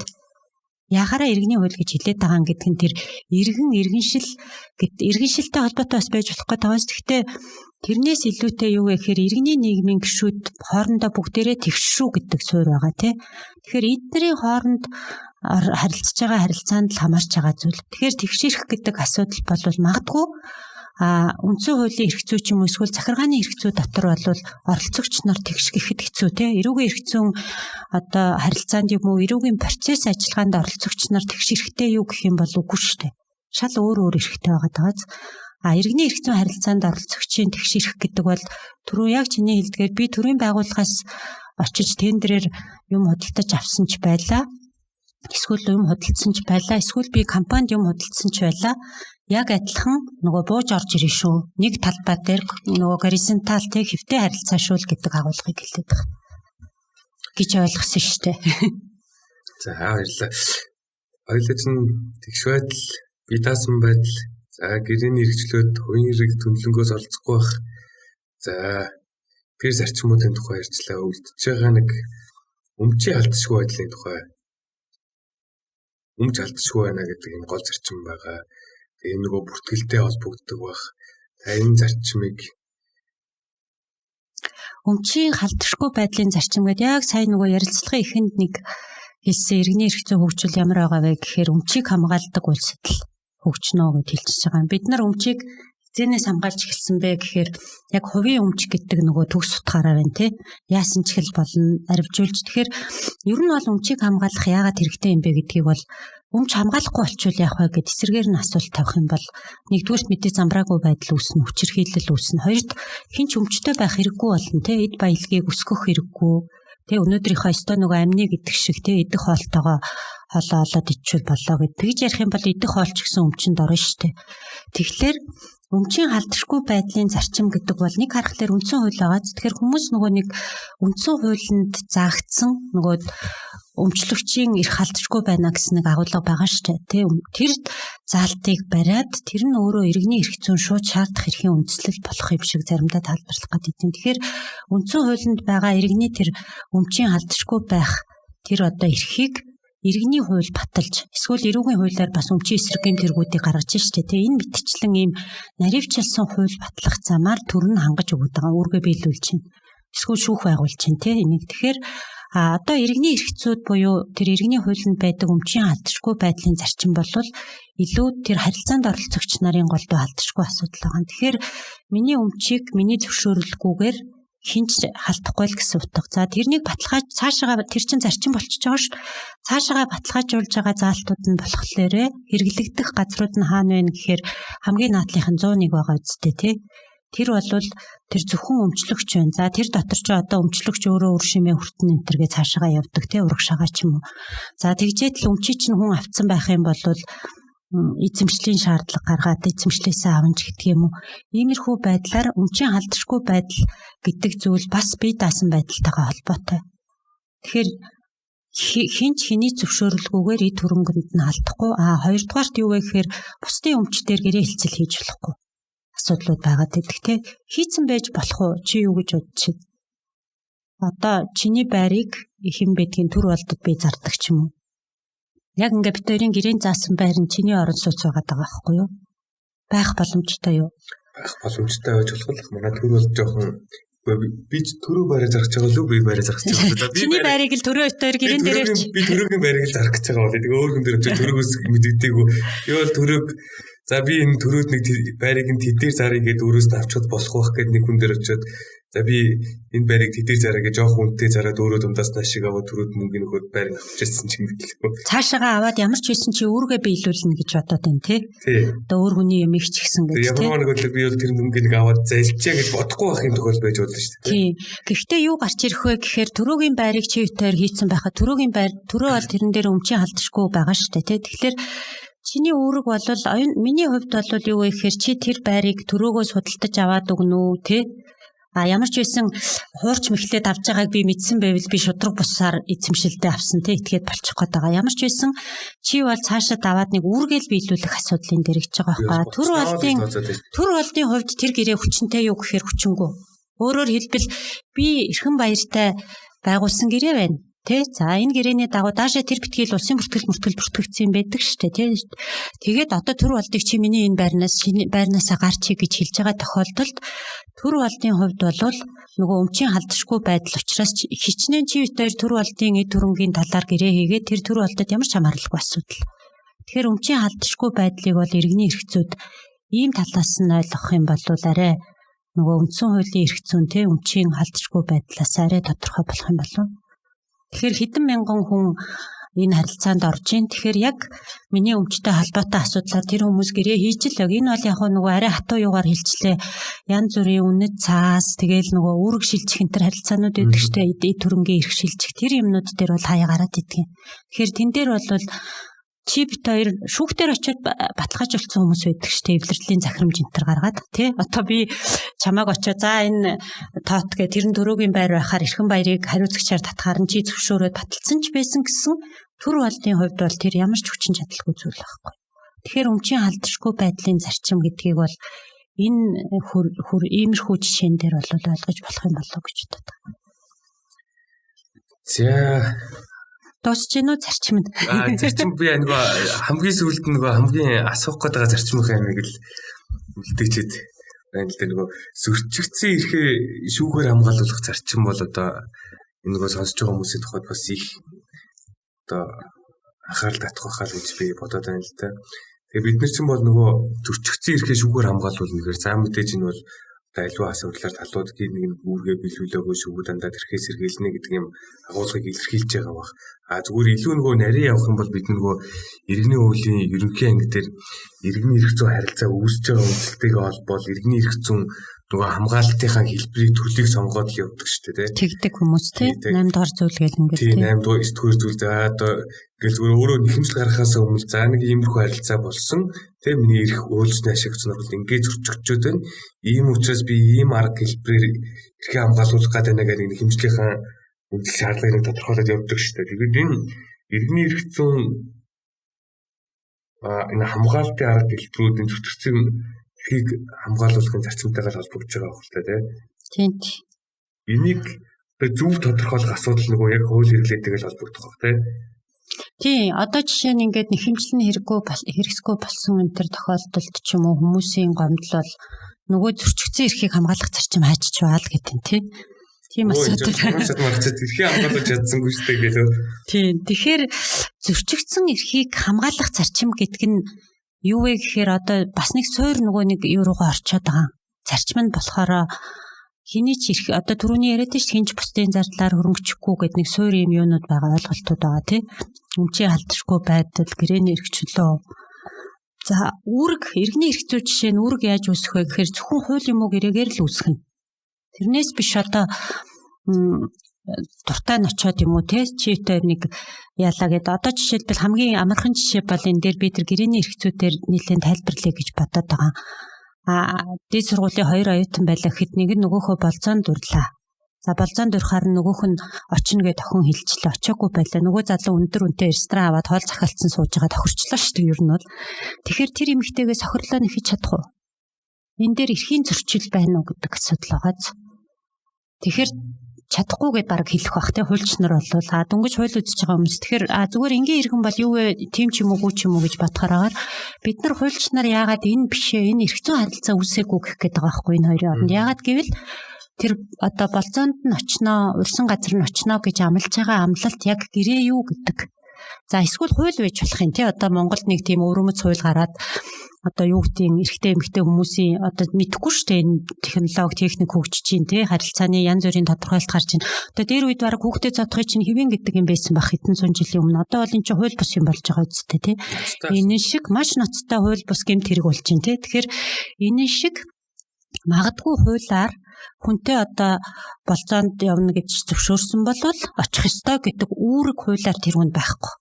Гэрээ байгуулсан уу гэхээр байхгүй. Тэгэхээр үүрэг гэдэг тэгэхээр зөрчигдсөн эрхийг хамгаалах гэдэг асуудал бол нэг өөр нэг хүнээс авах гэдэг шүү дээ. Одоо нөгөө тэгш харилцааныхаа нөгөө талаас нэхэд нэг хүнийг тодорхой. Тэгэхээр тэр хүн нь нөгөө талд нь үүрэг байна уу юу гэдэг асуудалтай холбогдно. За эсвэл эдийн баялагын эрхийн хүрээний шаардлагууд байдаг тий. Тэгэхээр энэнтэйгээ ингээд холбогдоод ирэхээр зөрчигдсөн эрхийг хамгаалах гэдэг агуулга ерөөсөө л иргэний эрх зүйд хамгийн нэг гол суурь юм нь бол тэр гэрээний эрх чөлөөний зарчмыг цааш нь өргөжүүлэхдээ хилдэг шүү дээ хүмүүс. Монголд одоо тэр зарим судлаач нар хэлээд байгаа нөгөө шүүхэд итгэх итгэл муу байгаагийн ч юм уу эсвэл гадаад улс орны Монголын энэ эдийн янз бүрийн индекс юм шударга байдлын индекс дээр гэрээ заавал биелэгдэхгүй байна гэдгийг гол үндэс гэж хэлдэг. Тэр чинь зөрчигдсөн эрх зэрэхгүй байх гэж хэлэх гээд байгаа юм шиг байна. Тэгэхээр энэний асуудал юу вэ гэхээр ямар нэг үүрэг үүссэн болвол тэр гэрээгээр үүрэг хүлээсэн болж гэдэг юм уу? Эсвэл тэр хүний өмчлөх хэрэгэд халтчаад байна шүү дээ. Тэрийг заавал нөгөө албатаж л биелүүлэхгүй болвол чи миний юмыг өгөхгүй шүү дээ. Миний байранд орчоод гарахгүй байх, хөслөх гэрээ чи аль эрт дуусчаад хахад гарахгүй байхаар нь би чамайг одоо хэдэн бөхчүүд барьж очиод өшөглөөд гаргаж болохгүй байхгүй юу? Тэрийг л хэлээд байгаа. Тэгэхээр зөрчигдсөн эрхийг шүүхээр хамгаалуулах гэж байгааз. Тэгэхээр тэн дээр заавал нэг тийм албан ёсны одоо шүүх гэдэг те институт төрийн оролцоогоор хамгаалагдана гэдгийг баталгаажуулсан заа юу байгаа. Энэ дээр юу гарч ирдэг вэ гэхээр өөрсдөө нөгөө очиод яатсан байдаг те. Өөрийнхөө эрхийг хамгаалах гад одоо тэр хүч хэрэгэлсэн илүү ийм юм жишээ нь гарсан байгаа. Голдуу иргэн дээр нэг анзаарагдаад байгаа юм болохоор цагдаа тандаад идэм билээ. Нөгөө иргэний тэнгуү цагдаа баахан шалгаад тэгснэ нөгөө цагдаа нь баг үүргээ төл гэсэн ч байх шиг те мөнгөө төлмөл гэсэн ч байх шиг. Тэгэхээр энэ асуудлуудаас харахаар шүүхээр хамгаалуулах байгааз иргэний эрх зүйн харилцаа юм бол шүүхээр хамгаалуулна. Тийм учраас иргэний эрх зүйн харилцаанд одоо цагдаа руу хандахгүй үг нь бол тэгэхээр зөрчигдсөн эрхийг хамгаалах гэдэг бол нэгдүгээрт нөгөө эрх үүссэн байна. Чамд эрх үүссэн бол нөгөө талд үүрэг байна. За тэр үүргийг бол заавал биелүүлэхийн тулд заавал биелүүлэх ёстой гэдээ очиод зодож нүдээд юм уу те. Яг өөртөө туслах гэж нэг заалт байгаа л та те. Тэрнээс бусд нь бол шүүхээр хамгаалуулах гэдэг нөгөө албан ёсны институтыг хэрэглэнэ гэсэн үг байна. Энэний ард бол мэдээж нийгэмд бол нөгөө албан бус зохицуулт энэ төр байдаг гэдэг байгаа альч улс оронд ч юм уу. Тэрний ялгаа нь юу вэ гэхээр энэ зарчмыг мэдээж ойлгомжтой юм яах гэж иргэний хуулинд хийж байгаа юм гэж санагдаж байна уу? Бараг үндсэн хуулинд байгаа штэ гэд те. Тэгж чамд санагдаж байна уу? Ер нь бол шудраг шүүхээр шүүлгэгч гэдэг юм уу те шүүхэд мэдүүлэх хэрэгтэй гэдэг. Гэхдээ би нэг энэ үндсэн хууль дээр байгаа. За иргэний хууль дээр өөр ингээд зарчим болж байгаа. Процесстойгоо цаашаа холбогдоод явж байгаа. Энэ зүгээр илүү их тийм нарийн агуулгатай бахаал гэж нөгөө бодоод байдаг. Зүгээр бүр ингээд нарийн яг цаад нөгөө агуулгаар нь ойлгол одоо би таны хэлж байгаагаар бол ингээд надад бууж орж ирж байна л да. Тийм. Тэгэхээр энэ дээр нөгөө нэг юу гарч ирж байгаа нөхөр нэг юм юу байдаг юм бэ? Хүн зөрчигдсөн эрхээ шүүхээр бишээр хамгаалж болох гэдэг нь тий. Одоо хамгаалуулдаг хүмүүс биш шүү дээ. Тэр янз бүрийн сонсогд байдаг юм шиг байгаа. Тэгэхээр энэ хоёрын гол ялгаа юу вэ гэхээр бас нийгмийн үнц нь байгаа. Нөгөө хилээд байгаа байхгүй юу? Би ч нөгөө докторийн юу хийж явах үедээ энийг нэлийн судалсан итгэлийг хамгаалах гэдэг тий тэр юмн дээр тэгэнгүүт шүүхээр хамгаалуулахтай холбоотой гарч байгаа зардал нь нөгөө нэг шүүхийн бус янз бүрийн арга хэрэгслээр хамгаалж байгаа зардлаас их болоод эхлэхээр тийшээ хандаад эхэлт юм байна. Тэгээд эхлэхээр чинь эдийн засгийн хувьд ашигтай байгаас тэр хүнд одоо шүүхээр явж те 100 сая төгрөгөө аваад хэдэн жил шүүхтлээ цаг хугацаагаа алдлаа нэг тэгээд шийдвэр гүйцэтгэл дээр очсон ч мөнгөгүй болцсон ч гэдэг юм уу. Ингээд явснаас нөгөө нэг болохгүй юм руу хандаад авахулцдаг гинэ. Гэж тийм тэр нь ганц Монгол биш юм байна л да энэ тэнд улсуудад байдаг юм байна.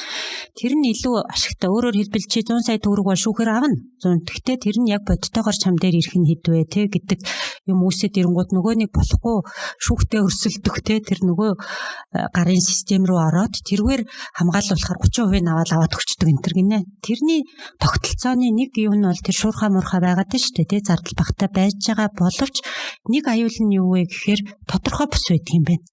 Тэндээс гаргаж байгаа ямар тохиолдолд яаж хүний эрхийг сэргийж байгаа гэдэг шийдвэрүүд нь хаалттай, мэдэгдэхгүй, тодорхой процессор явдаггүй. За тийм учраас тэр шүүхээр зөрчигдсөн эрхийг шүүхээр хамгаалуулах зарчим гэдэг болвол яагаад иргэний эрх зүйн зарчим болж ирж байгаа вэ гэхлээр энэ улс оронд чинь нөгөө иргэний хуулийн нэг зорилго нь итгэлийг хамгаалах гэдэг байгаа шүү дээ. Итгэлийг хамгаалахаас гадна бас нэг зүйл та нар санаж байгаа бах иргэний эрх зүйдээр заасан биз. Тэрийг яг би буулгахгүй байгаа инх тайвныг хамгаалах гэх юм уу да. Инх тайван гэдэг нь одоо улс орондын дайн биш. Энэ улс орон дотор одоо хүчирхийлэл байхгүй байх тий тэр зүйлийг хэлээд байгаа 50 хамгаалсан байдлыг хамгаалах гэдэг байгаа байхгүй юу. Тэгэхээр зэрэгцээд нэг өөр одоо шүүхээр биш өөр юмаа зөрчигдсөн эрхээ хүн хамгаалуулаад идэг гэдэг шүү дээ. Тэр бол юу гарч ирж байна вэхээр тэр гол аюул зандал нь бол цаашдаа тэр 50 хамгаалсан байдалд нөлөөтэй болдог гэж үздэг юм байна. Тэгэхээр иргэний эрх зүйн зарчим байхаас бас өөр аргагүй байгаа ч тий. Яг энэ харилцаанд илүү хамааралтай л гэсэн. Эдийн болон эдийн бус баялагтай холбоотой үүссэн харилцааг бол өөрөө хамгаалуулах арга хэлбэр нь шүүхийн арга зам л гэж тий албан ёсны тий заавал биелэгдэх шинж. Одоо энэ манайд бол маш нийтлэг одоо үзэгдэл гэж хэлж болно шүү дээ. Нэг бол за шүүхээр явбал одоо ингээд жоох уучих гад идэг. За нэг бол цагдаа тандаад үзье. Тэг цагдаа тандвал нөгөө хүн яагаад өгчих юм бэл үгээд нэг тий зэлэн биш нэг бага хугацаа алдаг. Нэг бол за энэний оронд нэг иншээ нэг хандаад нэг тийм залуу байдаг гэсэн ингээд алхан гэдэг үү. Тий. За ингээд иргэний эрх зүйн зарчмын асуудлаар ярилцаж тэр үндсэндээ бол дуусч байна. Та зүгээр энд хууль хэрэглээтэй холбоотой гэдэг юм уу төсөлт нь нэмжлэх юм санд орж байгаа юм үлдсэн болов уу? Яг гоо сайн нэлийн зарчим яриад баг ам халчлаа. Тэгээд инхээр зэрэгт юу байгаа юм. Ерөнхийдөө болвол сүүлийн үед бол нөгөө одоо шүүхийн ажиллагаа удаан явж байна ч гэдэг юм уу те ингээл харахаар энд хид хідэн ийм шалтгаанууд харагдаад ах шүү байгаа. Иргэний процессын хууль маань өөрөө за иргэний хуулийг бол бахан магтчихлаа. Гэхдээ бол тэр иргэний хууль бол одоо бас нэг хэрэглэгдээд 20 жил боллоо тий 20 жил болох гэж байна. За энэ 20 жил бол мэдээж тэр 100 200 жилийн түүхтэй улсуудын хажууд богино юм шиг боловч манай улсын хувьд бол яг 2 оны иргэний хууль батлагдж явах үеийн эдийн засгийн нөхцөл байдал хүмүүсийн тэр хоорондын сая өөрөө хэлээд шүү эдийн болон эдийн бус баялагын харилцааны төрөл шинж чанар цар хүрээ ингээ өөр болоод байгаа учраас иргэний хуулийн доторх одоо нөгөө заалтууд уг нь бол тэр бүтцэн ерөнхийдөө сайн болцсон тий гол твшилт юмнуудыг оруулсан боловч сая хэлээд байгаа тэр нэр томьёотойч холбоотой гэдэг юм уу энэ тэнд тийм логикийн алдаа гарсан ч гэдэг юм уу зарим юм нь бүрэн дутуу суусан гэдэг тийм зүйлүүд дээрээ одоо ганц нэг хүн биш те хэсэг бүлэг гэхээсээ илүү иргэний эрх зүйг сайн судлаад саналуудаа гаргаад ингээ явах юм бол иргэний хуулийн одоо сайжруулах ийм юмд бас хуульч нар маань оролцоосоо гэж энэ талаас их хичээл чармаалт гаргаасаа гэж бодоод идэгин. Хоёрдугаард болохоор иргэний шүүх удаан байна гэл ингээл нэг юм яриануд байгаад байгаа тий. Тэгэхээр энэ дээр ингээ харахаар яг жишээлбэл бусад улсын процессын хуулийг харьцуулахаар хэргийг шийдэх хугацаа гэж жишээ нь байдгүй байгаа хгүй манайх шиг 60 ирч гэдэг юм. Эсвэл шүүхийн шийдвэр гаргах хугацаа гэж байдаггүй. Тэрийг бол нөгөө төгс классик онолоороо бол шүүхэд хууль тогтоох замаар үзүүлж байгаа дарамт гэж үзүүлт юм байна. Өөрөөр хэлбэл тэр хэргийг гэтэл манайх бол 2 оны хуулиараа угаасаа түрүү нөгөө шүүх хуралдааныг танхим тийм гэдэг шиг хуулиараа хугацаатай. Хуулиараа шийдвэрээ хугацаанд гаргана гэдгийг зүгээр нэг халдах гэж хийсэн заалт биш л ах л та. Тэгэхээр 2 он батлагдсан иргэний процессын хууль үйлчлэх үед байсан саяын яриад байгаа тэр иргэний эрх зүйн харилцааны төрөл тий хуульчдынх нь тоо хэмжээ өмгөөлөгчийн тоо цөөхөн байсан шүү дээ 2 онд ч нь бол тэгэхээр тэрнтэй холбоотой жишээ нь тэтгэмжлэгдсэн төлөөлөгч гэл хүн ордог болсон гэхээр иргэний процессын хуулийг ер нь нэг яалтаа их сайн сайжруулмаар боловсронгуй болгомоор байгаа. Та тэгээ дөрөв нэг ихэнд нь дурдсан шүү дээ нөгөө захиргааны процессын асуудал бол нэлээд сайн тий нөгөө дэвшилттэй юмнууд байх шиг байна гэж байна. Тэгэхээр 2 онд бол захиргааны процессын хууль бол бүр 2 оноос хойно батлагдсан шүү дээ анхных нь. За эрүү иргэнийх бол анх 2 он бүгд зэрэг батлагдсан боловч иргэний процессын хууль бол яг дөрвтэй нөгөө нэг хууль процесс гэдэг тэр шинтгэлээрээ хараагүй нөгөө өөр хуулиудад өөрчлөлт орсноос болоод өөрчлөгдсөн байна. Тэгэхээр иргэний процессын хуулиа бол яг одоогийнхаа энэ чиг хандлага юмдаа нэлээд нийцүүлэх шаардлага байна уу та гэж хараад идэв.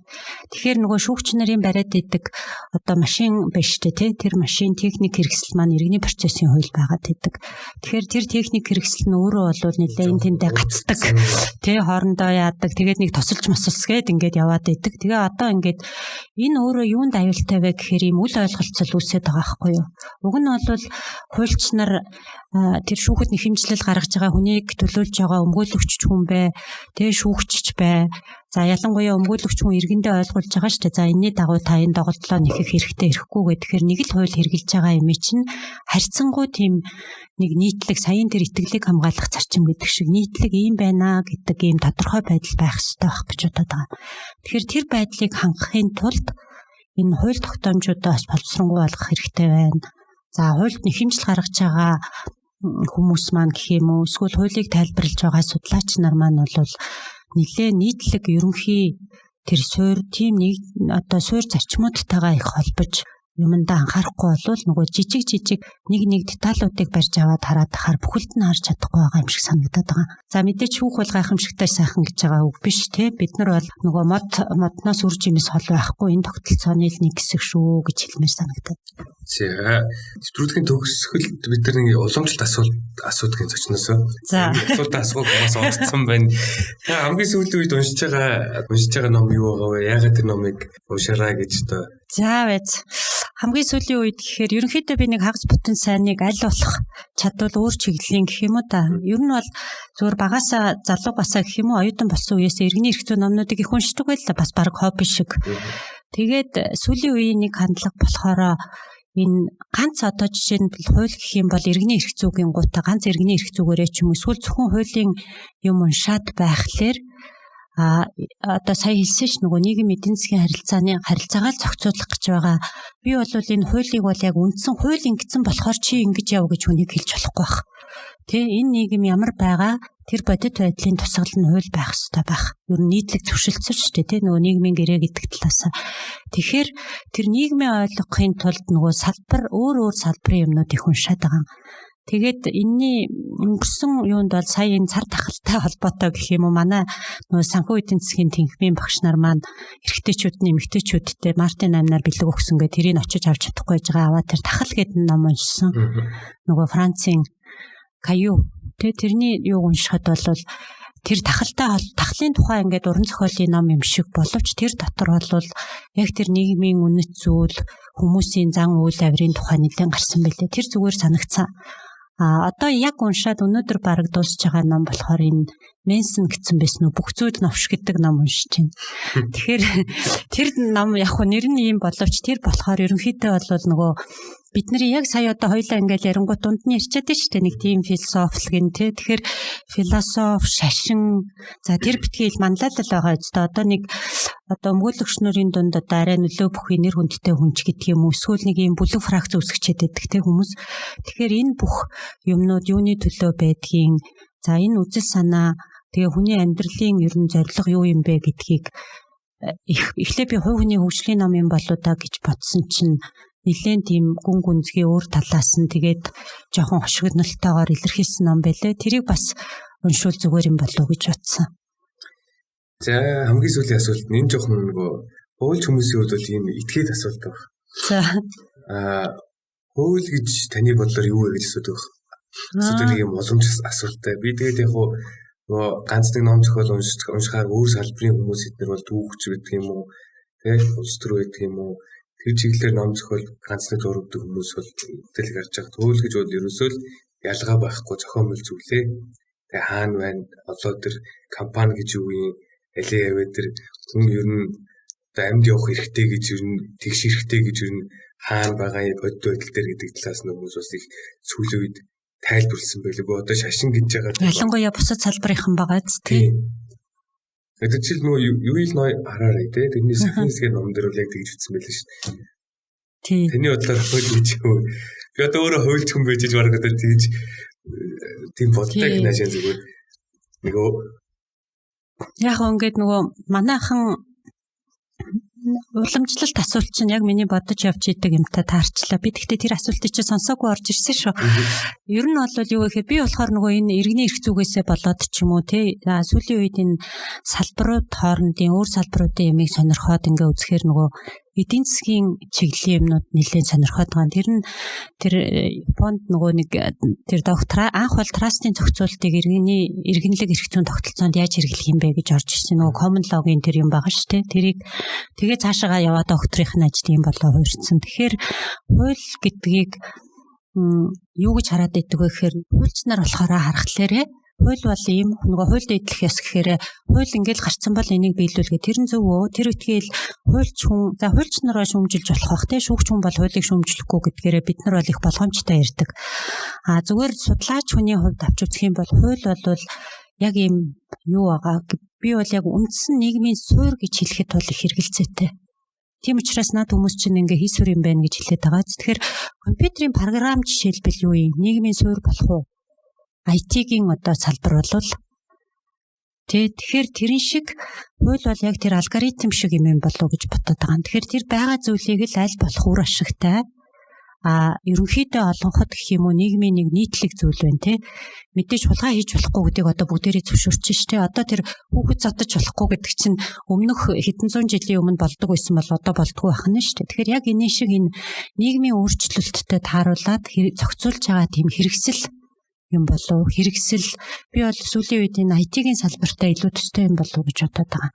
Яагаад тэгэхээр танай байгууллагын үйл ажиллагаатай холбоотой нэг програм хийгээд үг гэхлээр зэрэгт манайх ийм програм хийсэн учраас та нар ийм үйл ажиллагаа явуул гэж болохгүй тий. Тэгэхээр тэр үйл ажиллагаанд нь таарсан тэрэнд нь илүү үйлчлэх юм. Тэгэхээр хуулийг бол уг нь бол одоо болж өгвөл тэр нийгмийн харилцаа нь ямар байна, нийгмийн үнэт зүйл нь юу байна, тэрийг нь илүү үр ашигтай, алдагдал багтай зохицуулдаг тийм хэрэгсэл болов гэж би ойлгоод байт. Гэхдээ одоо юу гэдэг энэ хууль буруу байна гэд хэрэглэхгүй байж чадахгүй л дээ зарим тохиолдолд бол тий. Тэгсэн мөртлөө одоо хууль шиг бол одоо юм гайхамшигтай оюун ухааны бүтээл алхал гэдэг шүү дээ тий. Хуульч нар тэгээд байгаа байхгүй юу? Хуульч нар өөрсдөө тэгээд юм тийм. Хуулийнхнаас илүү их сонсоод байгаа. За гэтэл одоо та нар ингээд харахаар телевизэн дээр үзэхээр тэгээд байгаа эрх зүйн орчныг нь сайжруулъя гэд. Яг 2001 онд ийм юм яриалсан. Өөрөөр хэлбэл 20 жилийн өмнө. Магадгүй би чинь өөрийгөө нөгөө нэг дөнгөж нэг он сургууль төгсөж ирээ ажиллаж явах үедээ ажиллаж байсан юм. Тэрнээс өмнө ярьж ирсэн баг баг тий. Тэгэхээр эрх зүйн орчныг нь сайжруулъя гэж тэр хүмүүс хэлээд байгаа нь юу вэ гэхээр нөгөө хуулийг тэд нар хэрэгсэл гэж хараад байгаа үстэй тий. Хуульч нар болохоор зүгээр хуулийн ганц хүч нь юундэ байна вэ гэхээр одоо ёс зүгээс те ёс зүйн хэм хэмжээнээс гэдэг юм уу шашны хэм хэмжээнээс юу вэ гэхээр албадлага хэрэглэдгээр л байгаа байхгүй. Тийм учраас тэр өөрөө нөгөө талаар бас их хүндлэг байх хэрэгтэй юм шиг байгаа нь те. Тэр нийгмийн нийт зөвшөлтсөлдөө нийцсэн байх хэрэгтэй болов гэж бодоод байна. Бидний урилгыг бас хүлээж авч үйлцээрсэн танд маш их баярлалаа. Хэрвээ дараа дахиад боломж олдох юм бол би таныг энэ иргэний процессын асуудлаар магадгүй энэ иргэний эрх зүйн тодорхой энэ асуудал тусгай ангийн тодорхой нэг асуудлаар магадгүй үнэлэх хөрөнгөжих гэм хор гээд тодорхой илүү нарийн асуудлаар бас бидний одоо энэ подкаст оролцож өгөөрэй гэж хуухана. Ингээд баярлалаа. За баярлалаа. Үзэл бодлоо илэрхийлэх юм боломж олгосон та бүхэнд баярлалаа. За цаашдынх нь ажилд амжилт хүсье. Баярлалаа. Та бүхэн манай зочны бүтээлийг бас сонирхох бол манай Legal Data онлайн бүгшоп дээр бас баярсан байгаа.